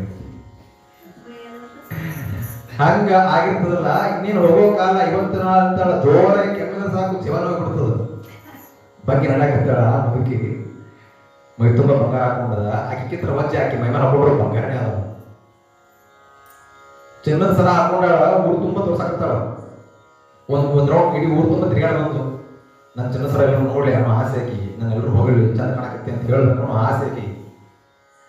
ಯಾರು ಹೇಳಲಾಗ್ಯಾರ, ಹೊಸ ಚಿನ್ನದ ಸರ ಹಾಕೊಂಡಿಲ್ಲ, ಹೊಸ ನೆಕ್ಲೆಸ್ ಹಾಕೊಂಡಿಲ್ಲ, ಹೊಸ ಸರ ಹಾಕೊಂಡಿಲ್ಲ, ಭಾಳ ಚಂದ ಕಾಣಕತ್ತೈತಿ, ಭಾಳ ಚಂದ ಕಾಣಕತ್ತೈತಿ ಅಂತ ಅದ್ರ ಅಕ್ಕಿ ಹೊಗಳ್ತಾ ಇಲ್ಲ ಯಾರು. ಅಕ್ಕಿಗೆ ಭಾಳ ಸಿಟ್ಟು, ಇಷ್ಟು ಹೊಸ ಸರ ಮಾಡ್ಕೊಂಡು ಹಾಕೊಂಡು ಬಂದೀನಿ, ಯಾರು ಇದು ನೋಡಕತ್ತಿರಲಿಲ್ಲ, ಇದನ್ನ ಯಾರು ಗಮನಿಸ್ತಾ ಇರಲಿಲ್ಲ, ಯಾರು ಹೊಗಳಾಕತ್ತಿರಲಿಲ್ಲ, ಚಲೋ ಆಗಿತ್ತು ಒಬ್ರು ಹೇಳ್ತಾ ಇರಲಿಲ್ಲ ಅಂತ ಅಕ್ಕಿಗೆ ಚಿಂತೆ. ಅಕ್ಕಿ ಇಡೀ ಊರು ತುಂಬ ತಿರುಗಾಡ ಬಂದು ಯಾರು ಅಕ್ಕಿ ಚಿನ್ನ ಸರ ಕಡೆ ನೋಡಲೇ ಇಲ್ಲ. ಈಗ ನೋಡ್ಬೇಕ್ರಿ, ಈಗಿನ ಕೆಲವೊಂದಿಲ್ಲ ಯಾರಾದರೂ ಈಗಿನ ಸ್ತ್ರೀ ಹೆಂಗಿರ್ತಾರೆ, ಹೆಣ್ಮಕ್ಳು ಹೆಂಗಿರ್ತಾರೆ ಅಂದ್ರೆ ಗಂಡ ಯಾವ್ದು ಒಂದು ಸೀರೆ ಕೊಟ್ಟಂದ್ರೆ ಇಡೀ ಹುಡುಗ ತೋರಿಸ್ಕೊಡೋದು ಅದನ್ನು ತೋರಿಸ್ಕೊಂಡು ನೋಡೋ ಡಿಸೈನ್ ಹೆಂಗದ, ಬಟ್ಟೆ ಹೆಂಗದ, ರೇಷ್ಮೆ ಸೀರೆ ನಾವು ಯಜಮಾನ್ ಕೊಟ್ಟಾರ ಅಂತ ತೋರಿಸ್ಬೋದು ಇಡೀ ಊರು ತುಂಬ. ಈ ಹುಡುಗರು ಕೈಯಾಗ ಚೈನ ಹಾಕ್ಕೊಳ್ಳೋದು, ಪ್ಯಾಟಿಗೆ ಹೋಗೋದು, ಸಂತಿ ಮಾಡಕ್ಕಂತ ಕಾಯಿಪಲ್ಲೆ ಇರ್ತಾವೆ, ಅಣ್ಣ ಅದೆಷ್ಟು ಕೆ ಜಿ, ಅಣ್ಣ ಇದೆಷ್ಟು ಕೆ ಜಿ, ಕೈ ತುಂಬ ಉಂಗುರ ಹಾಕ್ಬಿಡ್ತಾರೆ ತೋರಿಸ್ಕೊಳ್ಳೋದೆ. ಅಣ್ಣ ಉಳ್ಳಾಗಡ್ಡಿ ಎಷ್ಟು ಕೆ ಜಿ, ಬದನೆಕಾಯಿ ಎಷ್ಟು ಕೆ ಜಿ, ಮುಳಗಾಯಿ ಎಷ್ಟು ಕೆ ಜಿ, ಹಿಂಗೆ ನೋಡ್ಲಿ ಅಂತ ನಾವು ನೋಡ್ಲಿ ಅಂತ ಹಿಂಗೆ ತೋರಿಸ್ಕೊಂಡು ಮಾತಾಡೋದು. ಐಫೋನ್ ಹಿಡ್ಕೊಳ್ಳೋದು ಹಿಂಗೆ, ಈಗೆಲ್ಲ ಮಟ್ಟನ್ ಬದಲಾಗಿತ್ತು, ಐಫೋನ್ ಹಿಡ್ಕೊಳ್ಳೋದು ಹಿಂಗೆ ಹಿಡ್ಕೊಂಡು ಮಾತಾಡೋದು. ಹಿಂದೆ ಸಿಂಬಲ್ ಇರ್ತದೆ, ಐಫೋನ್ ಸಿಂಬಲ್ ತೋರಿಸ್ಬೇಕು ಹಿಂಗೆ. ಸುಮ್ಮನೆ ಫೋನ್ ಬಂದ್ರೆ ಹಿಂಗಿಲ್ಲ, ಸುಮ್ಮನೆ ಹಿಡ್ಕೊಳ್ಳೋದು ಹಿಂಗೆ. ಯಾರು ನಮಸ್ಕಾರ ಮಾಡ್ಬೇಕಂದ್ರೆ ಹಾಂ ನಮಸ್ಕಾರ ಅಂತ ಐಫೋನ್ ಹಿಡ್ಕೊಂಡು ನಮಸ್ಕಾರ ಮಾಡೋದು. ಹಿಂದೆ ಐಫೋನ್ ಹಿಡ್ತದಲ್ಲ, ಏನು ಪೋನ್ ಐಫೋನ್ ಹಿಡ್ಕೊಳ ಅಂತ ತೋರಿಸ್ಕೋಬೇಕು. ಹೆಂಗೆ ಬರೀ ಹೊರಗಿನ ಮಾಯಾ ಪ್ರಪಂಚದಾಗೆ ಬಿದ್ದು ಸಾಯ್ತಾ ಇರೋರು ನಾವು ಶಿವಣ್ಣ ಅವ್ರಿಗೆ ಹೆಂಗೆ ಆಗ್ತದೆ ನಮ್ಗೆ. ಆ ಮುದುಕಿ ಇಡೀ ಊರು ತುಂಬ ತಿರುಗಾಡೋದು. ಆಕೆ ನಕ್ಲೆಸ್ ಯಾರು ನೋಡಲಾಗಿದ್ರು, ಕೊಳ್ಳಾರ ಸರ ಯಾರು ನೋಡಲಾಗಿದ್ರು, ಚಿನ್ನದ ಪಾಪ ಹೊಡ್ತೈತಿ ಯಾರು ನೋಡಲಾಗಿದ್ರು. ಅಕ್ಕಿ ಸಿಟ್ಟು ಬಂತು, ಇಷ್ಟು ಲಕ್ಷಾಂತರ ರೂಪಾಯಿ ಖರ್ಚು ಮಾಡಿ ದರ್ಶಿನಿ ಮಗನ ಕಡೆ ಅಂತ ಯಾರು ನೋಡಲ್ಲ ಅಂತ ಹೇಳಿ ಅಲ್ಲೇ ಊರು ಹೊರಗಿದ್ದಂತಹ ಊರಿನ ಮಧ್ಯೆ ಇದ್ದಂತಹ ಕಾಲೇಜಾದಂತಹ ಯಾವ ಹುಲ್ಲಿನ ಮಡವಿ ಬಂದು ಗೊತ್ತಾಗ್ತಾರೆ. ಹುಲ್ಲಿನ ಮಡವಿ ಅಂದ್ರೆ ದನಕ್ಕೆ ಹುಲ್ಲ ಹಾಕ್ಬೇಕಂತ ಹೊಟ್ಟಿರ್ತಾರೆ. ಹುಲ್ಲಿನ ಮಡವಿ ಮಡವಿಗೆ ಕಡ್ಡಿ piಡಿ ತೊಗೊಂಬಂದು ಬೆಂಕಿ ಹಚ್ಚಿಬಿಟ್ಲು. ಜೋರು ಉರಾಕತ್ತು, 4 ಹುಲ್ಲಿನ ಮಡವಿ ಇತ್ತು ಒಂದೇ ಕಡೆ. ಬೆಂಕಿ ಹಚ್ಚಿಬಿಟ್ಟಾಳ, ಜೋರು ಉರಾಕತ್ತ ಹುಲ್ಲಿನ ಮಡವಿ. ಎಲ್ಲಾರು ಬಂದಾರ. ಆ ಏನು ಬೆಂಕಿ ಬರ್ತಾ ಇತ್ತಲ್ಲ, ಆ ಬೆಂಕಿ ಚಿನ್ನಸರ ಹೊಳಾಕತ್ತು. ಅವಾಗ ಎಲ್ಲಾರು ಬಂದು ಒಂದಿಷ್ಟು ಮಂದಿ ನೀರು ಉಜ್ಜಾಕತ್ತು. ಒಂದಿಷ್ಟು ಮಂದಿ ಈಕಿ ಅಯ್ಯೋ ಬರ್ರಿ ಅಯ್ಯೋ ಬರ್ರಿ ಅಯ್ಯೋ ಬರ್ರಿ ಅಂತ ಹಿಂಗೆ ಸರ ತೋರ್ಸ್ಕೊಂಡು ನೀರು ಹಾಕಿ ಅಂತ ಹೇಳಾಕತ್ತಕ್ಕೆ. ಅವಾಗ ಕಣ್ಣಿಗೆ ಬಿತ್ತಂತ ಸರ ಹಾಕಿ ಮಂದಿ ಕಣ್ಣಿಗೆ ಬಿತ್ತು. ಅಯ್ಯೋ ಆ ಸರ ಎಷ್ಟು ಚಂದದಲ್ಲ, ಇವರು ಭಾರಿ ಮಂದಿ ಬಡವಿ ಬೆಂಕಿ ಆಗ್ತದ ಆಸ್ಪುಟ್ಟಿಗೆ ಸರ ವಿಚಾರ ಮಾಡಾಕತ್ತಾರೆ ಇವರು ಒಂದಿಷ್ಟು ಮಂದಿ. ಅಯ್ಯೋ ಆ ಸರ ಭಾರಿ ಅದಲ್ಲ, ಇದು ಎಲ್ಲಿ ತಗೊಂಬಂದಿ ಯಾವಾಗ ತಗೊಂಬಂದಿ ಅಂತ ಕೇಳಿದ್ರು ಒಂದಿಷ್ಟು ಮಂದಿ ಹೆಣ್ಮಕ್ಳು. ಅಯ್ಯೋ ಈ ಕಣ್ತಂದ್ರೆ ಸರ ಈಗ ಹೇಳಿ ಈಗ ಕಣ್ಣಿ ಕಾಣ್ತದೆ ನಿಮ್ಗೆ ಆಗಲಿ ಮನೆ ಮುಂದೆ ಹಾಕಿ ಬಂದಿಲ್ಲ ಕೇಳಿ ಅವಾಗ ಕಾಣಲಿಲ್ಲ ನನಗೆ. ಅವಾಗ ಕಂಡಿದ್ರು ಈಗ ಬಡವಿಗೆ ಬೆಂಕಿ ಹೊತ್ತು ಪರಿಸ್ಥಿತಿ ಬರ್ತಿರ್ಲಿಲ್ಲ ಅಂತ ಅವಾಗ ಹೇಳಿಬಿಟ್ಟಿದ್ರ ಚಲೋ ಹೇಳಿ. ಈ ಬಡವಿಗೆ ಬೆಂಕಿ ಹಾಕ್ತಿದ್ದಿಲ್ಲ, ನೋಡು ಬಳೆ ಸುಟ್ಟು ಹೋಗ್ಬಿಡ್ತು. 4-5 ತಿಂಗಳಿಗೆ ಮೇಲಿಲ್ಲ ಕಳಗಳಿಗೆ ದನಗಳಿಗೆ. ಎಷ್ಟು ನೋಡ್ರಿ ವಿಪರೀತ ಬದುಕಿನೊಳಗಡೆ ಸಂಪತ್ತು, ಹಣ, ಹೆಣ್ಣು, ಹಣ್ಣು, ಮಣ್ಣು ಇವೆಲ್ಲ ಯಾವಾಗ ಮನಸ್ಸಿನ ಆಸೆ ಹುಡ್ಕೊಳ್ತಾವ ಆ ಮಾಯದ ಬಲೆಗೆ ಸಿಗಾಕೊಂಡ್ಬಿಡ್ತೀವಿ ನಾವು. ಮನುಷ್ಯನ ಬಂದಿರೋದು 84 ಲಕ್ಷ ಜೀವರಾಶಿಗಳಿಂದ ಬಂದದಲ್ಲ. ಹಿಂಗೆ ಹೆಣ್ಣು, ಹಣ್ಣು, ಮಣ್ಣಿನ ಸುಳಿಯಲ್ಲಿ ಸುತ್ತಿ ಬೆಂದು ಹೋಗ್ಲಿಕ್ಕಲ್ಲ, ಈ ಬಲೆಯಲ್ಲಿ ಸಿಕ್ಕು ಸಾಯ್ಲಿಕ್ಕಲ್ಲ, ಭಗವಂತನ ಉಳಿಸ್ಕೊಳ್ಳಿಕ್ಕೆ ಬಂದಿರೋದು ಜೀವ ಇದು. ಹಾಗಾಗಿ ಸಾಧ್ಯವಾದಷ್ಟು ನಾವು ಈ ಚಿಂತೆಗಳನ್ನು ಬಿಟ್ಟು ಶಿವಚಿಂತನೆಯನ್ನು ಮಾಡೋಣ. ಈ ಅಂಗ ಚಿಂತನೆಯನ್ನು ಬಿಟ್ಟು, ಅಂಗ ಶರೀರ, ಈ ಅಂಗದ ಮೇಲೆ ಲಿಂಗ ಬಂದ ಅಂಗ ಚಿಂತನೆಯನ್ನು ಬಿಟ್ಟು ಲಿಂಗ ಚಿಂತನೆಯನ್ನ ಮಾಡೋಣ, ಶಿವಚಿಂತನೆಯನ್ನು ಮಾಡೋಣ. ಈ ಚಿಂತೆಯನ್ನು ಬಿಡೋಣ. ಹೊಲ ಮಣಿ ಗಳಿಸ್ಬೇಕು, ಸಂಪತ್ತು ತಗೋಬೇಕು, ಮಾಡಬೇಕು, ಅದೆಲ್ಲ ಚಿಂತೆಯನ್ನು ಬಿಟ್ಟು ಚಿಂತನೆಯತ್ತ ಮುಖ ಮಾಡೋಣ ಅಂತ ಹೇಳ್ತಾ ಇವತ್ತಿನ ಪ್ರವಚನಕ್ಕೆ ಮಂಗಲ ಹಾಡ್ತಾ ಇದ್ದೀನಿ. ತಮ್ಮೆಲ್ಲರಿಗೂ ಭಕ್ತಿ ಶರಣಾರ್ಥಿಗಳು. ಬರ್ರಿ ದಾಸಗಳಾಗಿರೋ ಬಂದು ಮಂಗಳ ಮಾಡಬೇಕು.